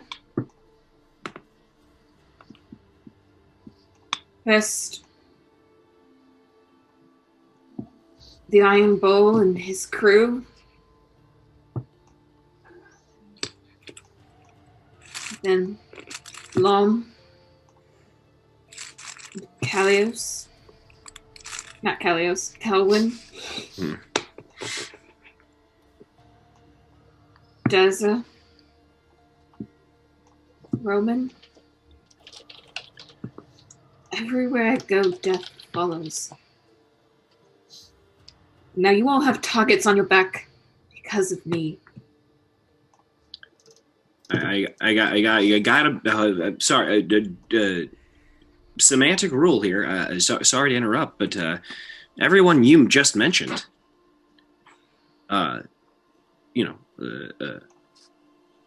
short of, I gotta tell you, I don't know who the Iron Bull is. You guys haven't told me about him. We can swap stories later, I'm sure, but seems like everyone else you mentioned made a choice. Made a very specific choice to either support a friend, to take an action, or to serve a purpose in this great tapestry that we're building together called life. So the loom keeps on spinning, and the threads fall where they may. You can't blame yourself for where threads fall. But the thing is, I do. Yeah, and you're in. You can't change that with a metaphor. No, you can't. No, you can't. You certainly can't. I think I just need some time alone. Oh no, I understand that. I just needed you to fill me in. That's part of the new team policy. We don't have. We have to trust each other with communication because we don't have magic anymore for that. So it gotta be words.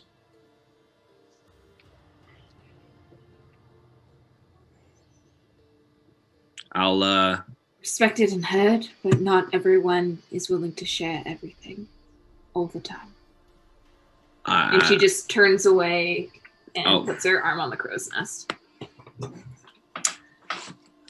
Well, I'll leave you to it. Also,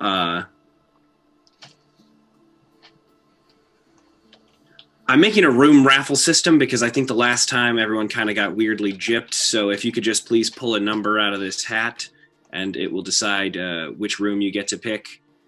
All rooms are available. I don't want to have an unfair advantage as captain, so go ahead and pull a number out of this hat for which room you want. Also, just so you guys know, the time and it would have taken for you guys to get back, you probably would have had a long rest on the way. Oh. Like, to leave the city below. Oh, good. So, just because I have a specific magic item that takes 8 hours to charge, and I only need 4 hours to sleep, how much rest time was that? 8 hours. 8 hours, great. So I wouldn't have had time to fully charge No. the guy. Great, awesome, thank you.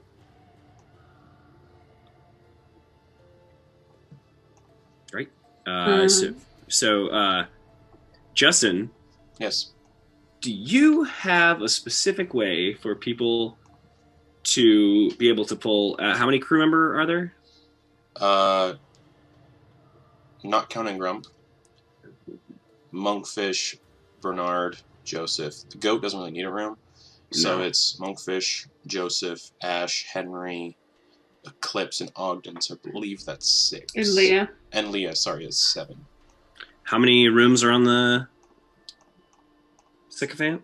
Not 7. It's got crew quarters, so it's got the hammocks. Mm-hmm. And it's got the captain's quarters. Great. So of 7 pieces of paper, I wrote captains on one sheet and then wrote not captains on the rest of them. Okay. So everyone will pull. It's a 1 in 7 chance, starting with Eclipse. Okay.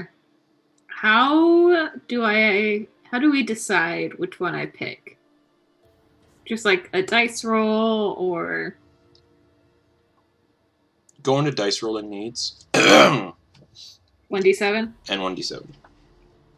I'll let Ogden choose whatever number's what. I've got the number in my head. Cool. Okay. Got it. Here, I'll message you, Justin, right now, so there's no Perfect. dirty pool. Perfect.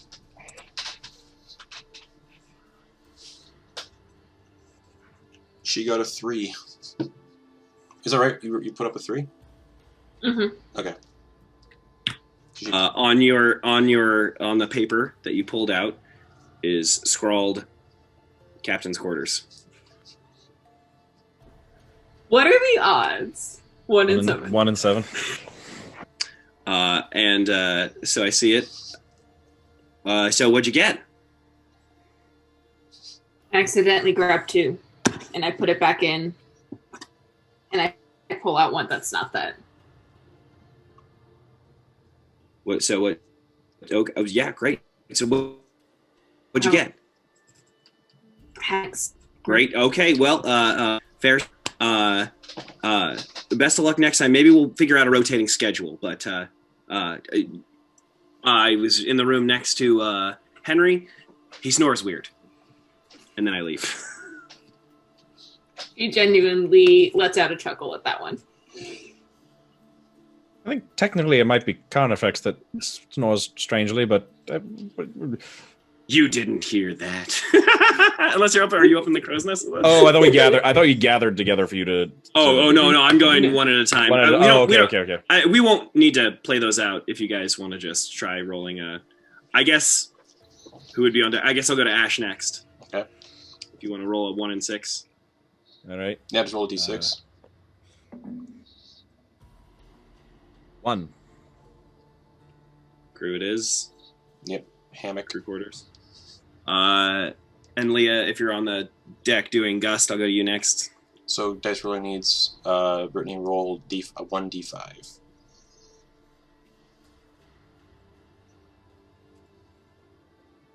5.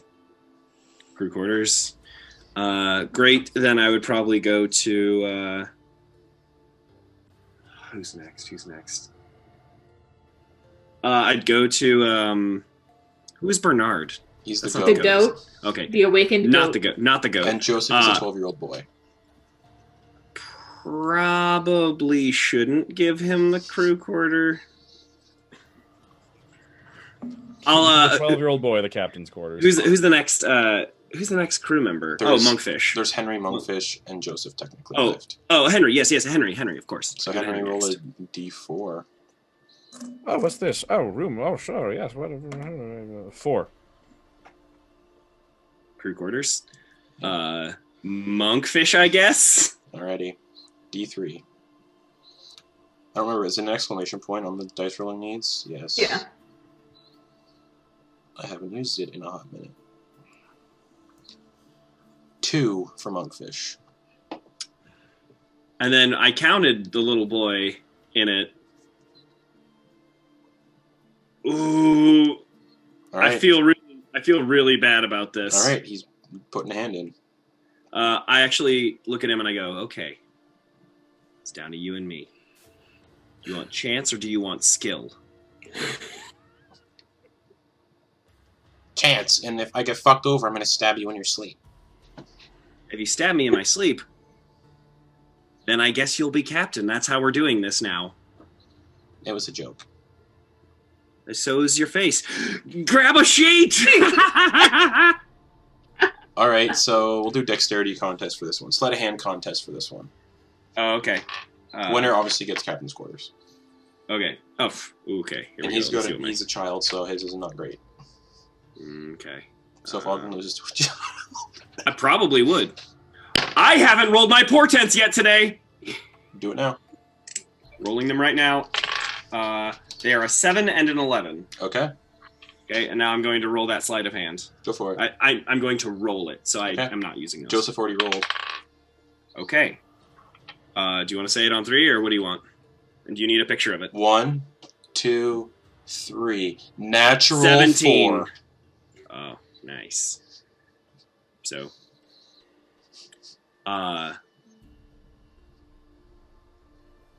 mind Carnifex, he probably snores. And then I go back to the captain's quarters and I start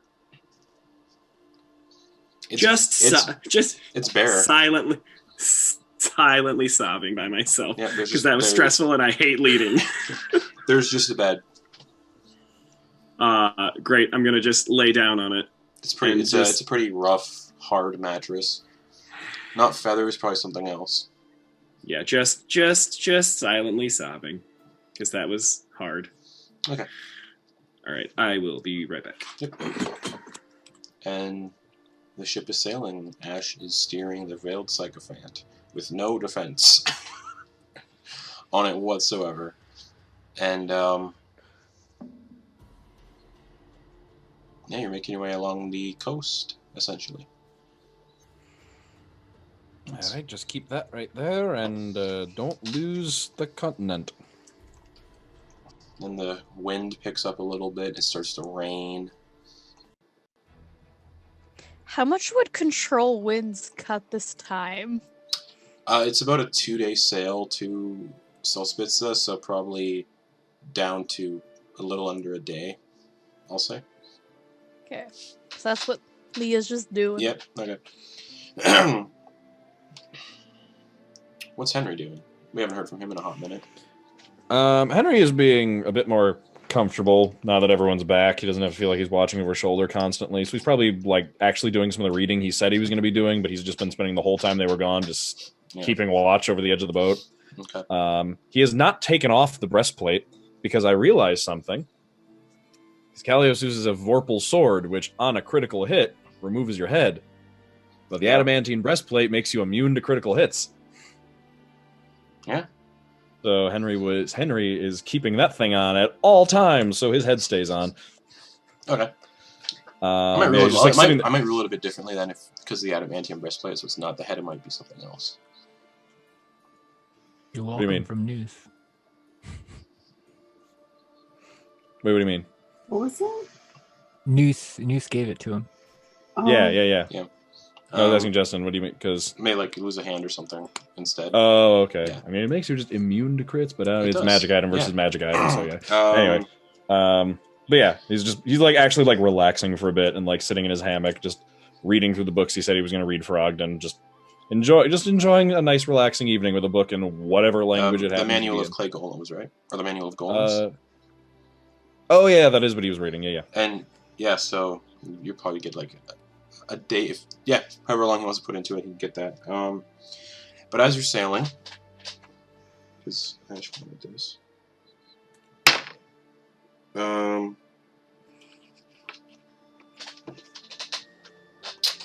You hear a weird like coming from the storm clouds up above.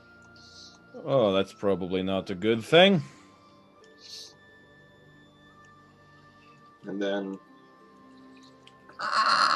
again. Please be nothing. Please be nothing. Please be nothing. Just please be absolutely nothing. And then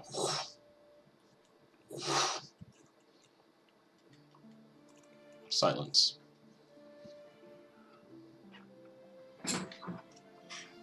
Look, Ren, is there a bell on deck anywhere? It's up in the crow's nest. Oh, why is that up there? Did Eclipse see anything? You just heard squawking. And then what sounded like big wings. Could I try to figure out where it might be coming from? The Or storm is it clouds coming up from- above. Okay. I'm gonna climb down from the crow's nest and be on the deck of the ship. Okay. And not 20 feet in the air. Mm-hmm.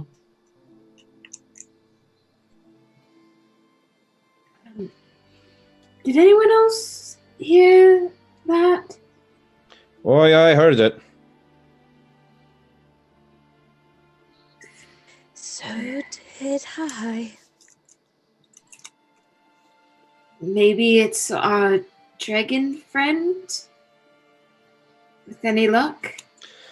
Oh, I don't think dragons squawk. And then you hear a squawk that sounds like a... as whatever was making the squawking sound just got killed. Maybe that was our dragon friend? You're very keen on this being the dragon. And then you You hear know- what sounds like little bigger wings just... and then growling up in the clouds, like snarling, like... and then... All right, that could be a dragon.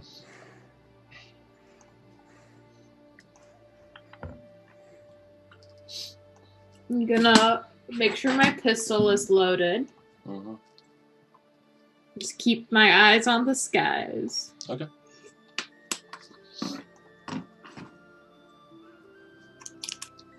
Then you hear a... and something embeds into the deck of the ship.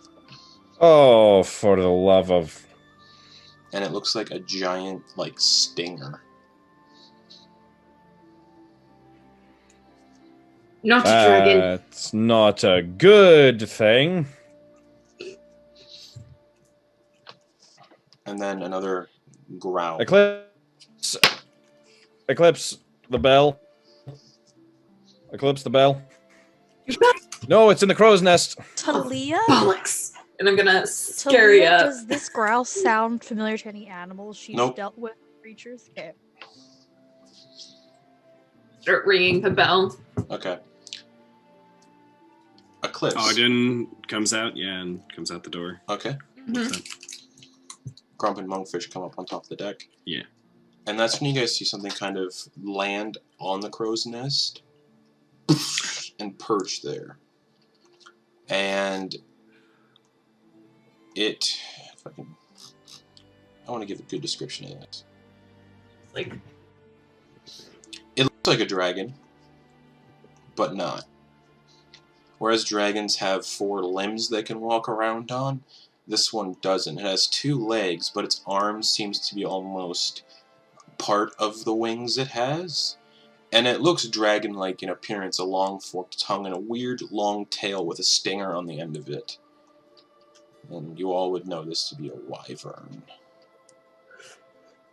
Hello, beastie. I hope you're just passing through or saying hello. And it's just on the crow's nest, and it is going to let out a roar. Just... Ooh. That's loud, ain't it? Yeah, it's right in your face. Yeah. Anybody roll initiative? Oh boy. Oh, buddy. Are both of me rolling initiative? Yep. Oh, gosh.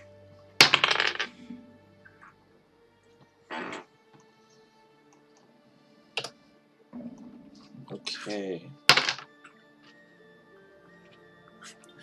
Is there a way to get Garrett back into play? 'Cause I'd like to play with him. I asked if there was anything we'd want to do. Eclipse, what did you get for initiative? 17. Okay. Ash? Ash got to 20. Dirty 20. Okay. Ogden, Boon. Sorry, I'm looking for my... Oh, yeah, 8. Okay. Leah. 19. 19. Henry Lofferton. 9. Okay. Ash goes first. Well, that's up there. It's about 20 feet up on the crow's nest, right in front of Eclipse. Okay. When you say on the crow's nest, like hanging onto the side of it in front of Eclipse? Yeah, like perched on the like the basket or whatever it is up there. Okay. Ooh. Like putting a lot of strain on the crow's nest. Yeah. All right. Hang on. That should have reset. All She's right. just standing like with one arm on the edge and one arm holding her short sword up. All right. Yeah. Ash dislikes that this didn't work the last time, so he's gonna try it now and cast Otto's Irresistible Dance on the wyvern through Loreweaver. Okay, and that's a wisdom. No, it does not get a saving throw this at the beginning. It just happens. Oh, okay. That's why it's basically Tasha's Hideous Laughter, but you don't get a save at first. You don't get a save until actually you have to spend an action to make a save to get control of yourself. Okay, so the wyvern is dancing. Just begins dancing around. On the edge of the crow's nest. Yep. That's a little precarious. Okay. Mm-hmm. So it has disadvantage on attack rolls and dex saves, and everybody has an advantage on attack rolls against it. So it's just like moving around uncontrollably. Yep. It's tap dancing. And the crow's nest is like creaking and groaning and actually moving from the weight of this wyvern dancing around on it. It'll be Ash's turn. Okay, that'll bring it to Monkfish, who is going to run straight up the crow's nest and make 2 punches against it. Just up and then jump in the air and start punching it in the face. No advantage though. That's a 4 and a natural 1. 4 plus 9 is a 13. That just hits. So he leaps into the air and just punches this wyvern in the snout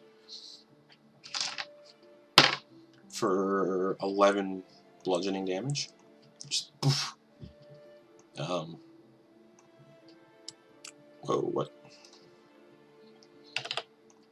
And then he's going to land on its head and just start punching it on top of the head. The second attack, which hits, so he punches it on top of the head for 7 bludgeoning damage. Just poof. And then, yeah, you're gonna spend a key point and just flurry of blows this thing, and just like go to like punch it in the eyes to kind of blind it. Hits. Second one Also hits. So 2. Another, that's 10 bludgeoning damage as he punches it in the left eye. And then punches it in the right eye. Already rolled to hit.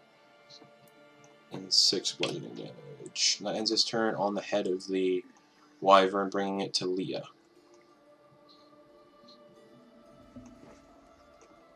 So he's on the thing. Yeah, he's on the crow's nest. But he's like Monkfish is on top of it. Yeah, Monkfish is on its head. Okay. Okay.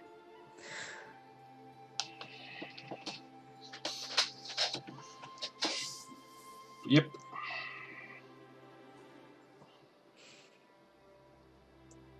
You said it was kind of stormy, right? Like I did.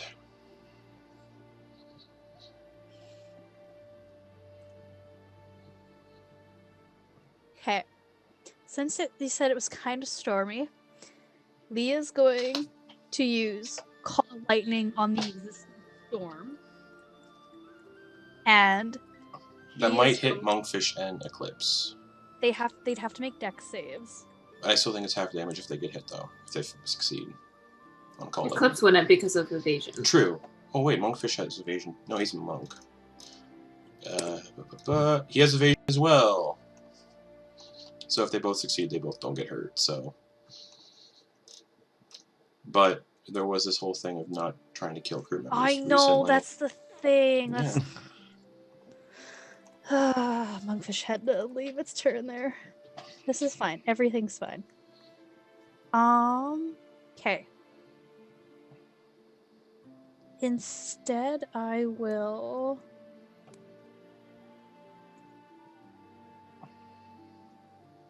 How high up is a crow's nest? Like 20 feet? 20 feet.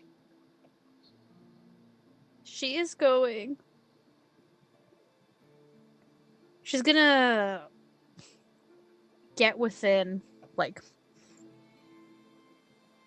She's gonna get close enough to the crow's nest that she can cast Blight. Alright, you can easily do that. So it has to make a... con save 15. Which I believe it has disadvantage on? No, just dex saves it has disadvantage on. Okay. That's a dirty 20. Okay, so So that's it's gonna half be damage. half damage. 1 second, it's a lot of damage. Oh god dang.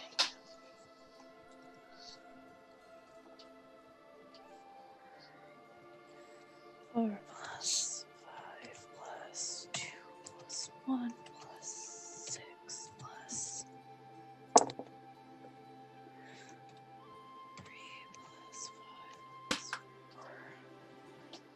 4. It's gonna be half, so 30 but 15 necrotic damage. Half. Sorry, what? My audio cut out a little bit. 30 but half to 15 necrotic damage. Okay, so yeah, you just aim your hand up and a big thing of blight slams into this wyvern's chest. Okay. Anything else, Leah? I'm gonna bonus action Shillelagh just in case something happens. Alrighty. That'll bring it That's to much... Eclipse. You are face to face with this wyvern as it's dancing on the crow's nest, and the crow's nest is buckling back and forth from this weight movement and everything.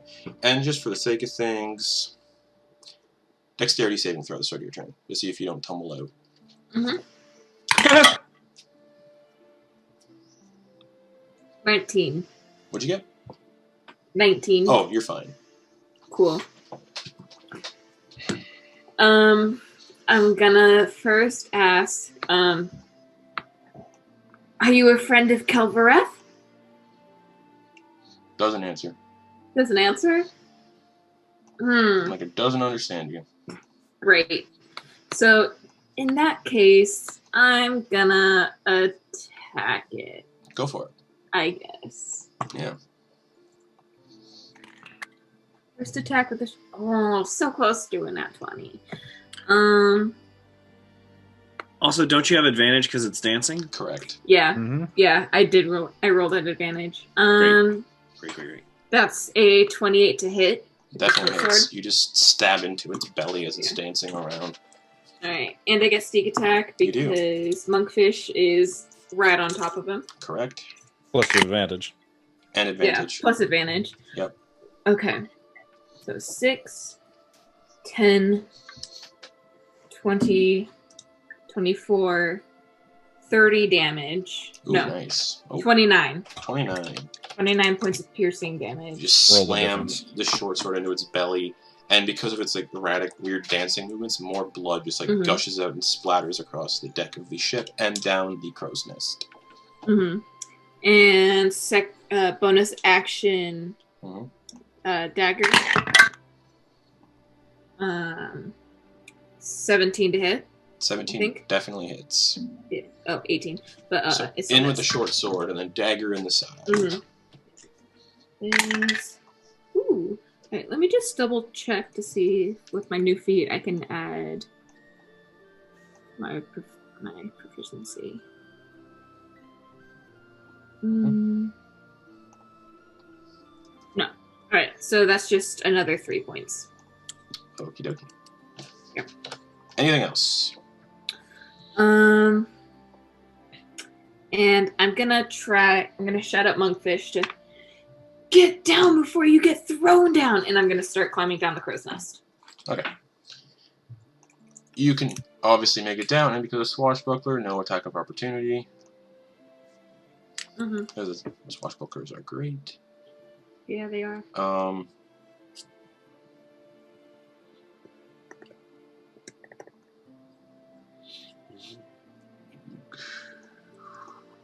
Grump doesn't have any. Grump's gonna throw a dagger up at it just because he doesn't have any ranged stuff, really. Ooh, that is a 16 plus 6 to hit. So the dagger hits the wyvern in the throat just as it's flailing about, and does 6 piercing damage. That's Grump's turn. Bringing it to Henry Lofferton. All right. Let me just double check something really quick here. Mm-hmm. Okay.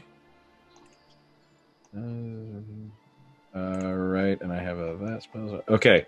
Trying to think. Our melee combatants are Ash, Eclipse, and Monkfish, basically. Basically. All right. Henry is going to use an action and cast Fly on those 3 people. Okay.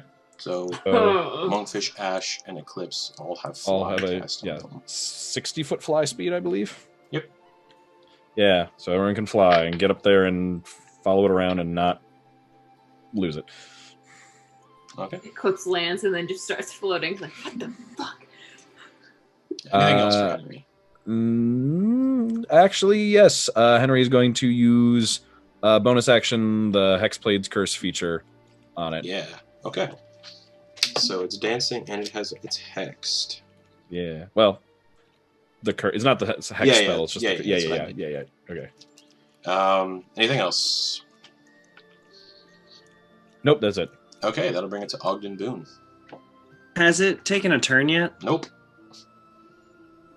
And Eclipse already tried to talk to it and didn't respond. Correct, and it probably wouldn't matter at this point because people are just chopping away at it.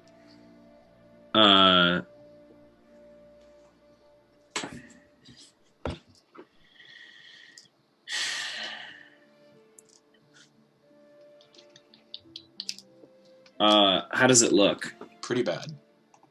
Pretty bad? Yeah. Also, by the way, currently everyone on the bottom of the deck is within... actually, maybe not everybody. Anyone within 10 feet of Grump gets +3 to all saving throws.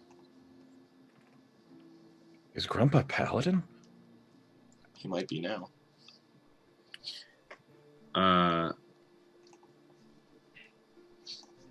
I'm gonna cast Hold Monster. Okay, and that is a Wisdom save. Don't worry about rolling it. Motherfucker. He rolled a 7. So it's also paralyzed. Yeah, so it's paralyzed. I imagine that if it's dancing, it would stop and actually fall to the deck of the ship. I imagine. I don't know. Let's give it a dex save on its turn. Doesn't it automatically fail those for being paralyzed? It does. It is disadvantage. So we'll no, it does. Yeah. Yeah, we'll see what happens on its turn then. Yeah. Anything else, Ogden? No, that's all I got. I look to my shoulder and go, right. All right. The wyvern. Oh, I make it fail. Sorry, I don't know why I rolled. It was a natural one anyway. And it falls from the deck of the ship. From the deck or from the crow's nest? And it hits it falls 20 feet and just poof, the deck of the ship. That's 2d6 bludgeoning damage. And that is 8 bludgeoning damage as it slams onto the deck of the ship, prone.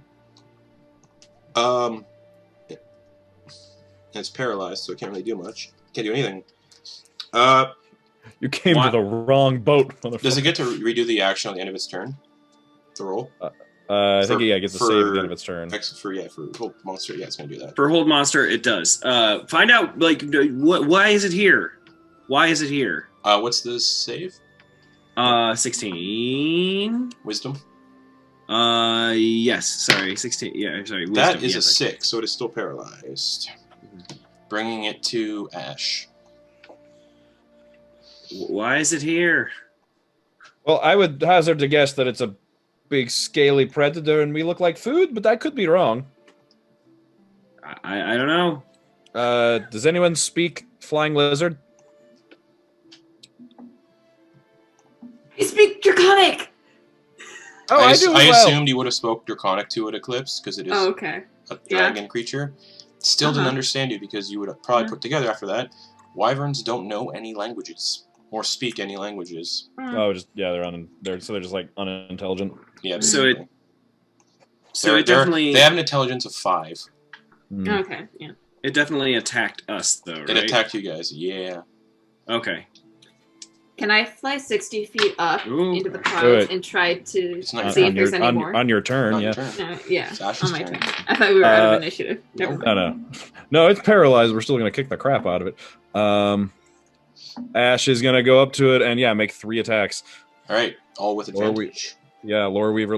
And if they hit, I think they're automatic crits because it's paralyzed. Is that works? Yes. Because it's incapacitated? I got my dungeon screen right here. It has all of the conditions on it, so I'll have that information in less than a second. Okay, that was less than a second. Paralyzed. Yep, automatic crit within 5 feet. Wow. If it's a melee attack. Forgot how good paralyzed is. All right, so good. So, Lore Weaver number 1. Advantage is a 19. How do you want to do this? Or is that the hit? What? That was to hit. Oh. Second attack with Lore Weaver. So it's automatic crit on the first one. Yeah, second attack was a 20. Third attack with Cold Snap is 18. They all hit. Yeah, okay, and I do double crits. So Yeah. first attack does minimum 20 damage plus 27. First attack is 36 damage. It is dead automatically on the first hit. How do you want to do this? Yeah, I suppose man, we really just ganged up on this thing. Mm-hmm. It's just dancing, falls out of the crow's nest. Everyone's flying. Like a group of the Avengers. Just fly over to where it's just laying there. Just its eye probably just looking at the only thing that can move. And Ash is just holding his 2 pointy things. Just oh, you're just having a real bad day, pal. But so are we. So sorry, we're gonna take this out on you. I'm just gonna jam them both into its throat. And it just blood just spurts out all over Ash's chest and clothes, and it dies on the deck of the ship. Well, that was bracing. And Monkfish, oh man, Monkfish would need to make a dex save. Well, he was on its head. Monkfish takes 5 points of bludgeoning damage as he hits the ground. He gets up, dusts himself off. Well, Isn't Monkfish flying? oh, that's right. Monkfish Never can mind. fly. He doesn't take any damage. Teamwork. He just lands on the deck of the ship. Well, That was underwhelming.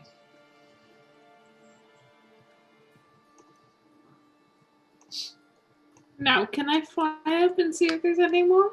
Okay, how high up you going? I'm going at least 60 feet, if not into the clouds. Okay, so you go up 60 feet. Ahoy, the ship is still Eclipse! Keep up with the ship!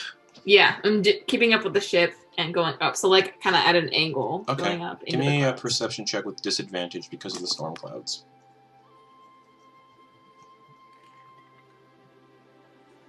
All right, perception is a 12. You don't see or hear any at the moment. I'm gonna fly back down to the crow's nest. Okay. And land. Yep. I didn't see anything else. I think it only might have been the one. Possibly. Good. Good. That's good. Is this a normal sea creature? I want to approach the dragon-like thing. It looks like a wyvern. They have them on Silgar. Oh yeah, I mean, like, is this a normal occurrence for you? Because we have wyverns on Silgar, but I didn't know they could come out to sea. Well, or we're interested. And you're still very close to the side of the cliffs of this continent, so you can still see the land. Yeah.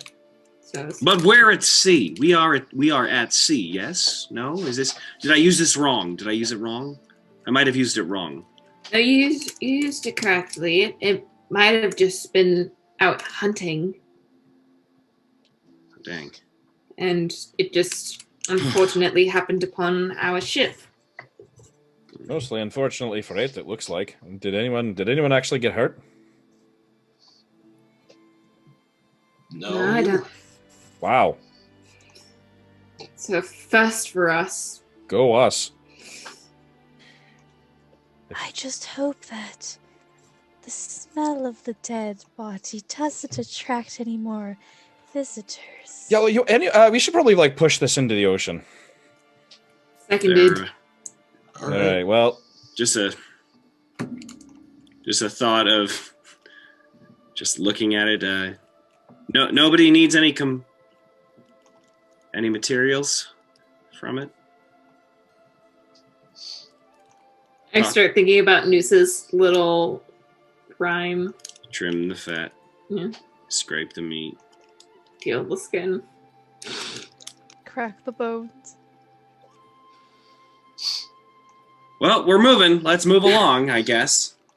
So you're pushing the wyvern into the ocean? Yeah, I do want to look at the body. Like, I want to know if we can see anything about it. Like, investigate it. Looks like a wyvern. Looks like it might have been starving a little. Noose also has the bag of holding, right? Correct. Mm-hmm. Cool.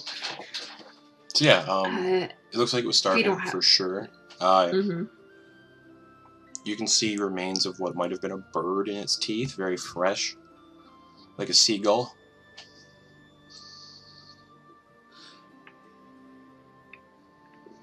I mean, I want to make dragon scale hide armor, but I don't know how. Exactly.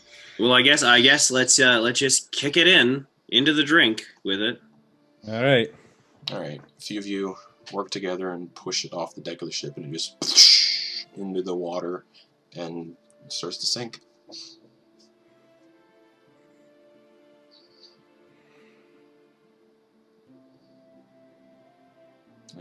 Noose would have loved cutting into that thing. Oh yeah, sure.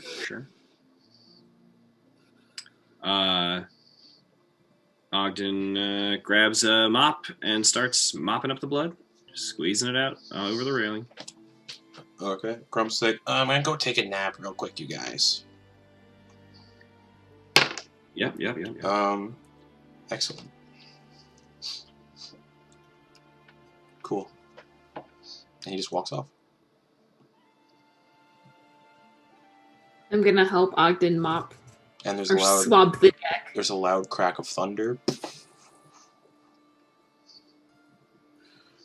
I look up at it, just keeping a general eye around. Okay.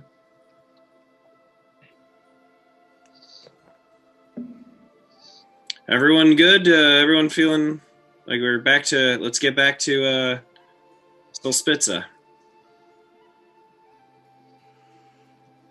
Sounds like a good plan. You guys keep sailing, and because of Leah's gust of wind, which she would probably go back to maintaining, at least it's concentration, so it's still happening. The boat keeps going, the ship keeps going and going, and eventually night begins to fall.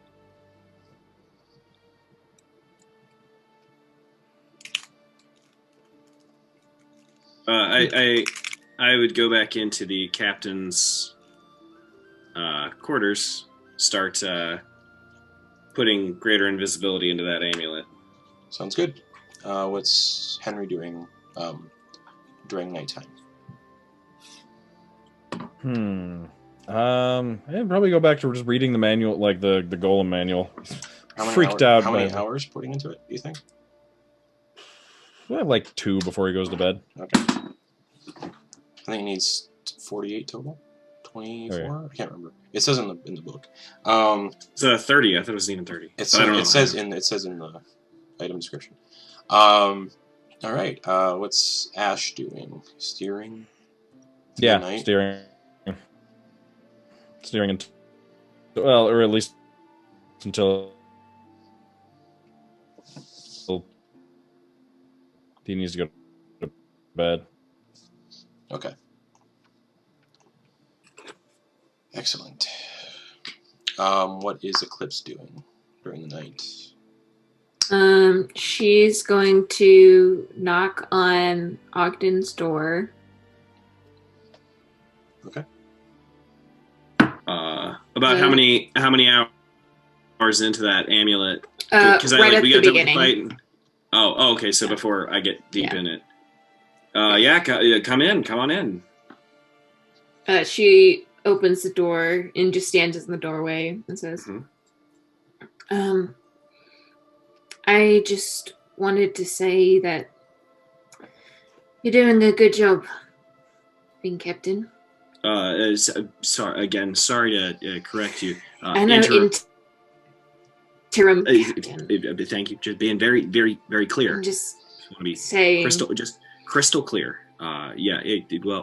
That's incredibly flattering and kind, coming from a former captain of mine and someone who I, admire and try to live up to that high watermark you had for us. Just wanted to say that even though you don't want it, it suits you. And it's probably the fact that you don't want it that makes you a good captain. You're probably one of the few of us who truly understands the responsibilities that title holds. I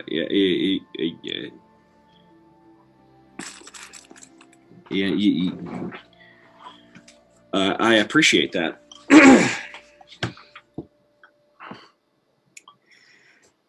Good night, Icy. And a pleasant sleep to you. And then she just closes the door behind her. Okay. And goes to bed. Sure. What's Leah doing during the night?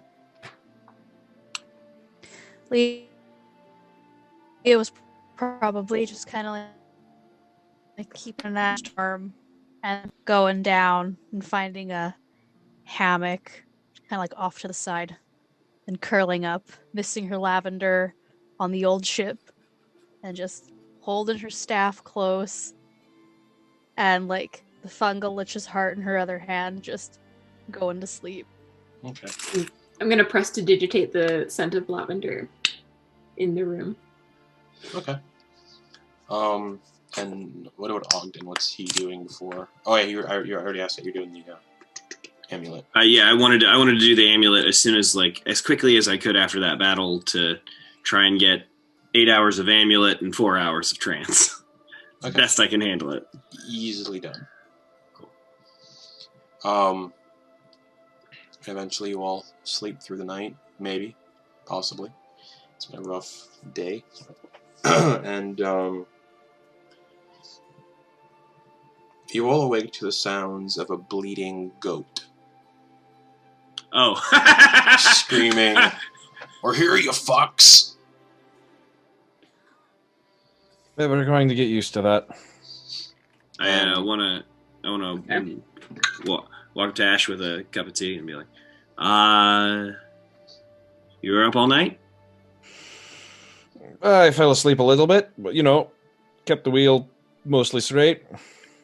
Well, here's some tea. It doesn't really have too much perk, but the flavor's great, and it's warm. I'll take it. Thank you. And since you're on the deck, Ogden, with Ash, the both of you see this little port, but you don't see any city. You just see a massive spire made out of salt, just on the coast. And you can see carts going through these large gates at the base of the spire, but it's only the spire. Was that it? This is my first time in Solspitza. I think so. I'll have to ask someone with more experience than me. I go to find Leah. Okay. She's in her room, or she's in one of the hammocks. I'm still sleeping, just cozy. Leah, Getting scent of lavender. Leah, put your shoes on. We're at Grandma's. What? She's gonna wake up, kind of look at Ogden and be like, I don't have a grandma. Oh, Get out of the hammock. It's a reference to falling asleep in a carriage on your way to Grandma's house. Stilgarian joke. So we're here. What? At least I think we're here. I'd love your input. Also, everyone, we're sorry, rough awakening, You but don't see we're Grump in the here. crew's quarters. He is not in the crew's quarters, not in the hammock. You didn't see him on the deck of the ship. I know he's. I'm not gonna. I don't think I would be surprised that he's gone. I don't think I'd be surprised in the slightest that he's found a way to escape or get out there. And when you were on the deck of the ship, you swear, because of your passive investigation and everything, yeah, one of the rowboats was gone too. Son of a bitch took my rowboat.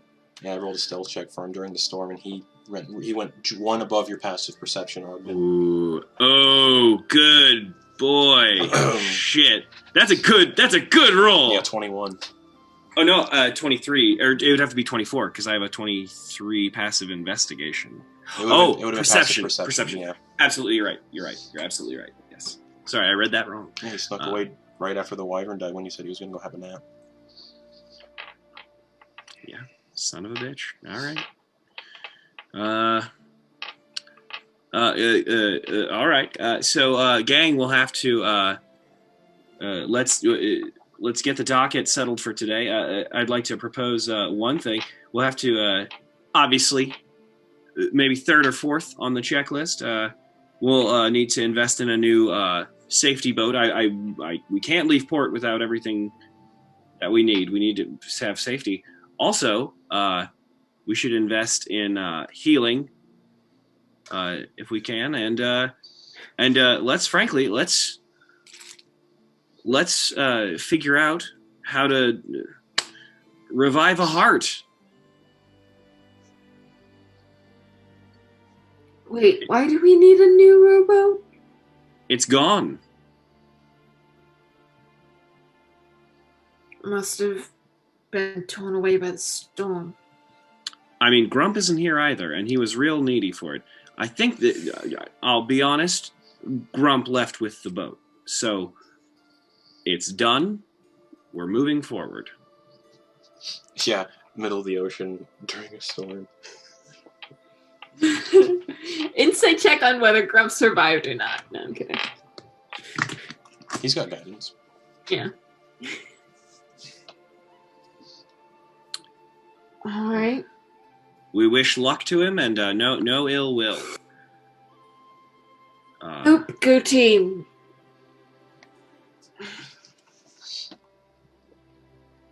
So, shall we then? Seems like that's the thing to do, yeah. All right. Does anybody want to volunteer for this away mission? I think all of us. It's a port, and you can see other ships around. And Yeah, everyone could be doing something. Some of us go get supplies and maybe a few weapons to arm ourselves on the ship. hammered. The rest of us. All that? There's a shop here I want to check out too. Monkfish, there's a shop. You know about this? Yeah. You know about Solspitza? A little bit. Wow, great! I love it. Is that it? Is there a dock port authority? The Salt Spire. That's the city's inside of it. Is there a port authority? No. All the authorities in the spire. Okay, sorry. I'm again. First time I've captained. Do we put a boot on this thing? What do we do? Normally you would throw down the anchor. Then yeah. And piracy is illegal on this continent, so no one's going to be stealing the ship. So then I suppose also, knowing that, mum's the word on the whole. I suppose us technically being a pirate crew. We don't really fit the part with the ship, so I think we're good. Great. Just putting it out there for all of us who aren't terribly wonderful at lying. Let's step lively. We've got a timetable, friends. Let's move. All right. So you guys disembark, weigh anchor, and you walk down the gangplank. You're on the port. There are no other people on the port right now. All the ships are currently docked, though. There are numerous ships here, though. Maybe like 15 or 20, ranging in size from like small fishing trawlers to massive like naval armada boats built for combat. Like one of these ships is about a couple 100 feet long and like 40 cannons total, 20 on each side, different layers. And Ash and Eclipse would recognize the kind of figures roaming around on board that ship. They have long red like naval coats and kind of tricorn hats. They are for sure Scarlet Banner members. A while since I saw those assholes. Yeah. And they're just keeping busy with their own things. I'm going to tilt my Peter Pan hat down over my face. Okay. It's been 2 years, so. Yeah. And they're busy. Basically, it looks like they're busy getting their ship ready to sail away. And on the deck of the ship, you see a individual controlling them, covered in severe burn scars all over their body. Very familiar looking member of the Scarlet Banner who cast that flaming teleportation spell when he disappeared in your home, Ash. And he's standing there directing them around. You go that way, and he's like he's hard to distinguish and tell from the burns, but the voice and everything else from his kind of body demeanor and body language, you know that is Arcturus, the wizard that was in your home, who basically brought all of these soldiers into your home way back when, Ash, to kill you guys. But change my face to somebody else. Okay. I'm gonna lean over to Ash and just say, "Mum's the word." I have no idea what you're talking about. And that ship eventually starts to sail away, and you hear them. You can't hear what they're talking about, but very recognizable. And eventually, you get to the city gates of Solspitza, this massive salt spire tower. Solspitza in German is salt spire. And eventually you get to the front gates of the city, and there are 2 individuals sitting there. They look like they're wearing, if you've ever played Bloodborne, they kind of look like the individuals who wear the constable outfit. But obviously a little different. Long, kind of like blue frock coats, armor underneath, kind of weird, golden, like, plated helmets. And they're just sitting there going, "What is your business in Solspizza?"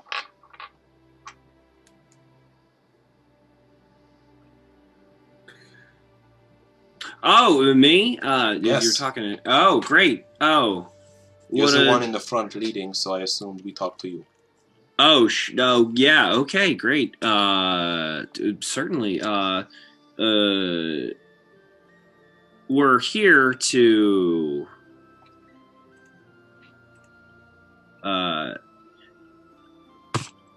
Let me get my ambassador.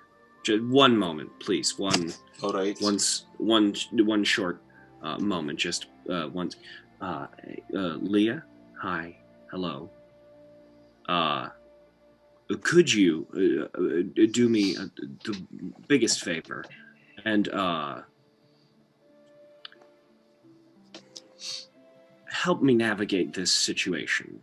Because I don't technically know why we're here, other than I want to make sure we talk to the people you need to talk to, and let's. Obviously, I'll support your decisions here, but help me out. Where are we heading? Let's. She's gonna use her like telepathy on like Ogden. She's gonna be like, Ogden. She has that as a language. Yeah, telepathy is telepathy as a language. Yeah. She's just like, Ogden. I'm not the greatest with people, but it wouldn't be a lie to say we're here for some shopping and healing, would it? Healing what? I don't know how many people should know I'm carrying the Fungal Lich's heart. That just doesn't seem something that we should broadcast. Like, it's awesome for me that I'm holding it, but I don't think other people might be so excited.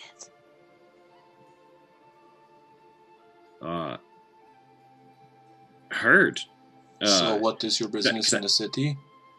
Oh, we're here a little bit of a respite. We've gotten to port. That gem over there.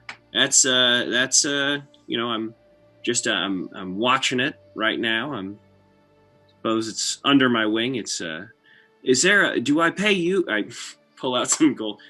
It's so gauche. Do I pay you, or no? Who do I tip? You don't pay anybody. You just dock. It's free to dock there. No fees. I assume you're here to upgrade that thing. It looks like junk. That's her. I hear what you're saying. That seems a little blunt, but I'll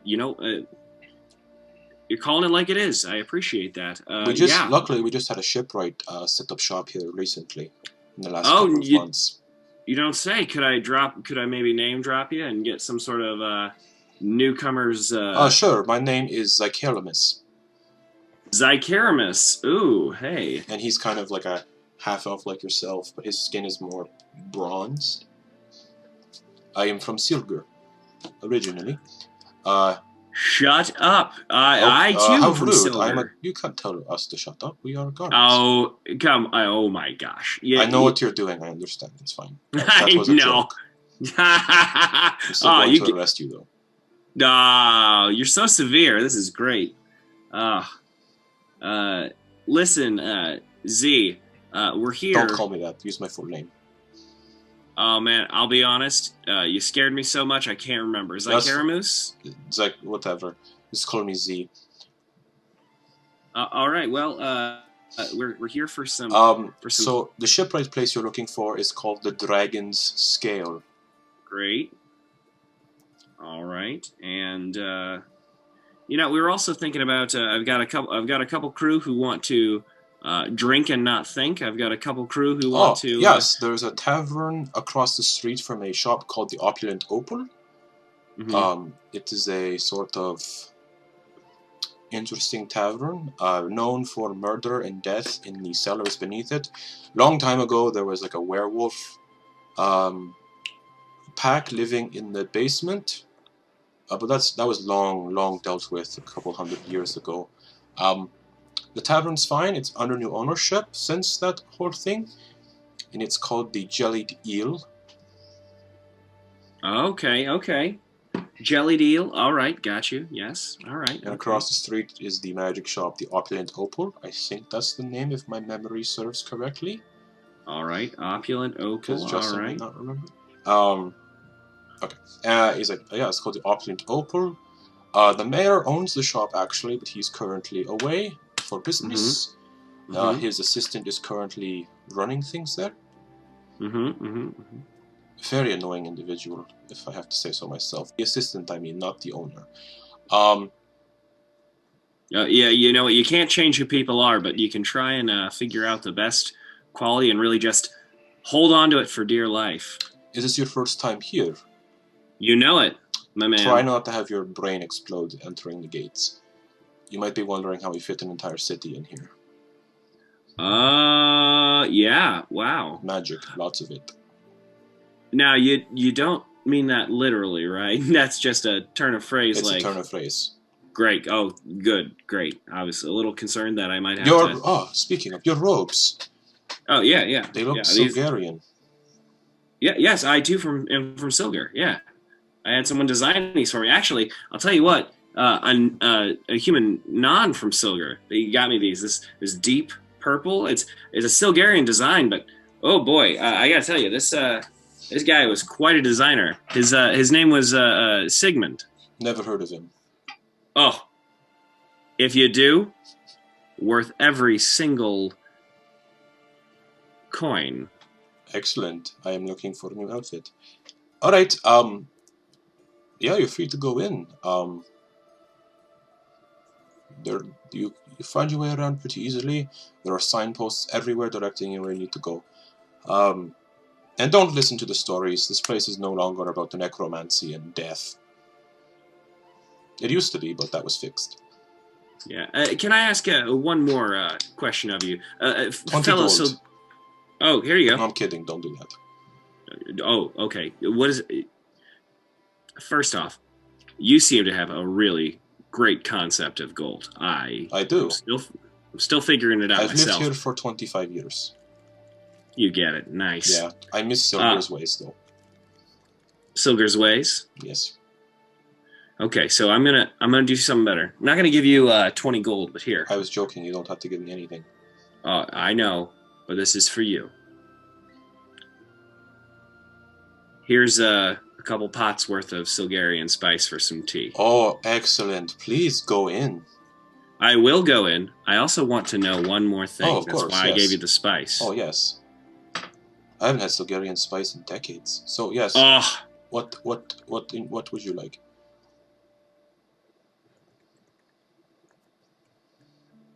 If someone Yes. were trying to track down Yes. an individual Yes. or a few Yes. who happened to heal or were part of some Are you sort looking for of... the healers that live in the city? Yes. You could have just asked that. You didn't have to be weird about it. Are you okay? Really? Well, frankly, I thought I'd have to do a whole song and dance to tell you something about some sort of healers here. Some they reside sort of druids. Oh, well. They oh, I think I crapped it. Yep.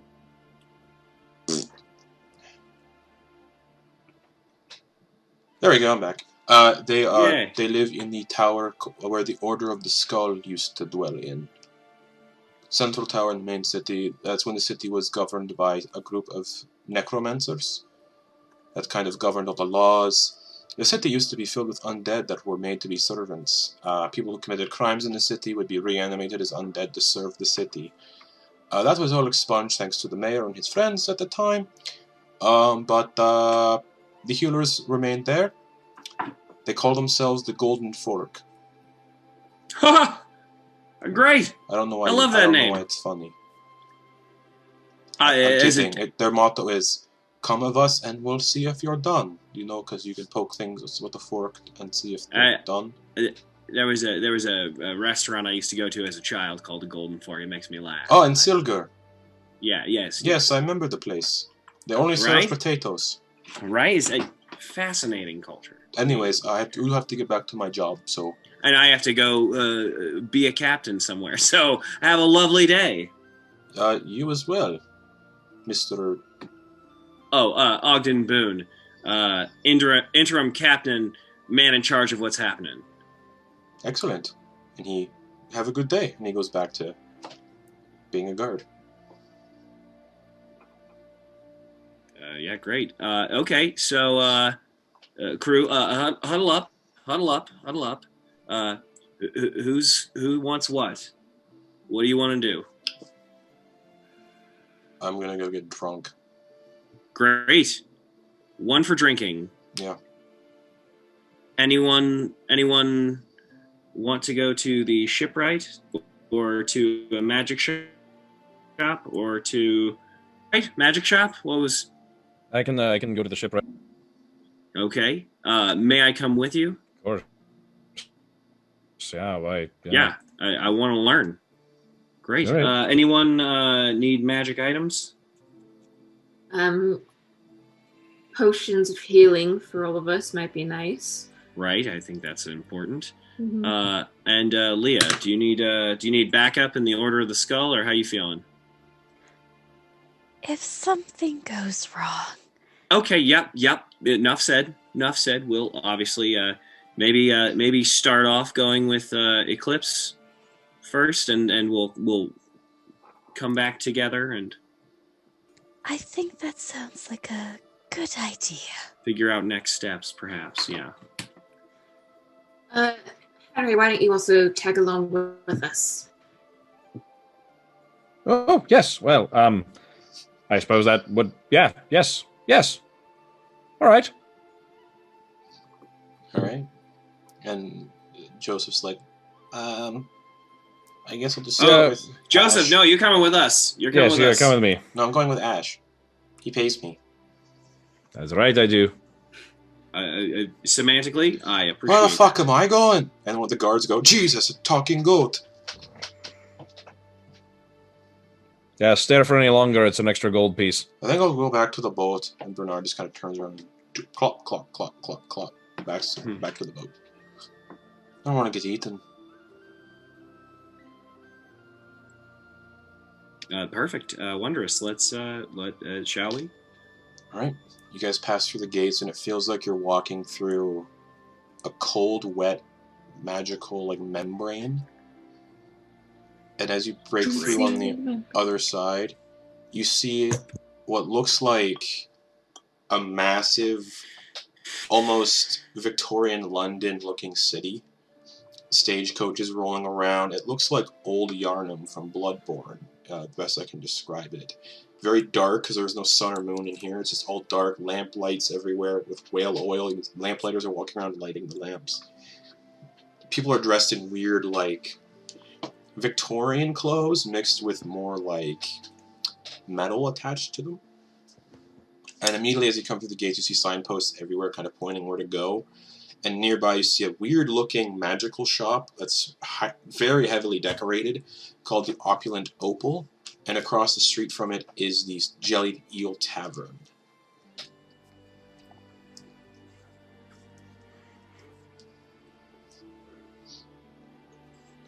I'm just gonna self-consciously look down at my samurai-style armor.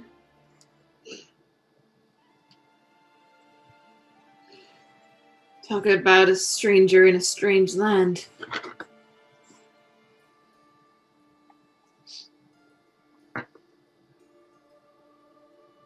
Don't worry. We all look strange. Give her a smile. Thumbs up. Off to the shipwright. All right, so Ash and Ogden are heading to the shipwright with Joseph. So you guys start walking away. If you follow the signs, it says Dragon's Scale Shipwright. You can make your way there. And that leaves Eclipse. Who's all going to the magic shop? It was Eclipse, Henry, and Leah, if I'm not mistaken. Okay, so you guys can easily see the magic shop from where you are, the opulent Opal.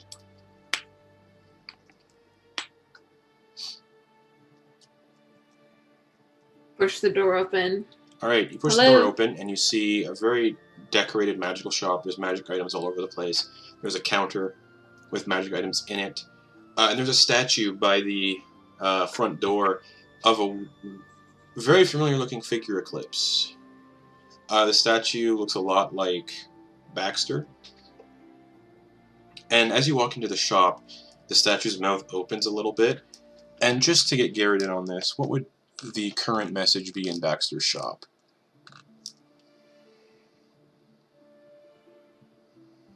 It's been like 200 some odd years since he's seen a lot. I'm having to pull up that character now in my brain.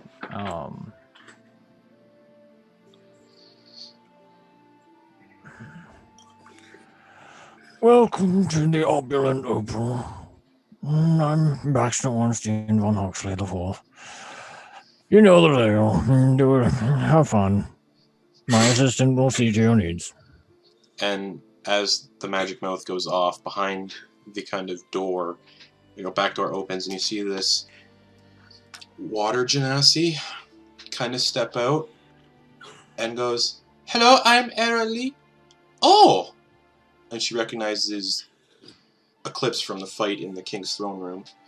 And that's the only time she saw you, Eclipse. She's like, "You look familiar. How may I help you?" And that's where we're going to end the session for the week. Oh, I love my little baby.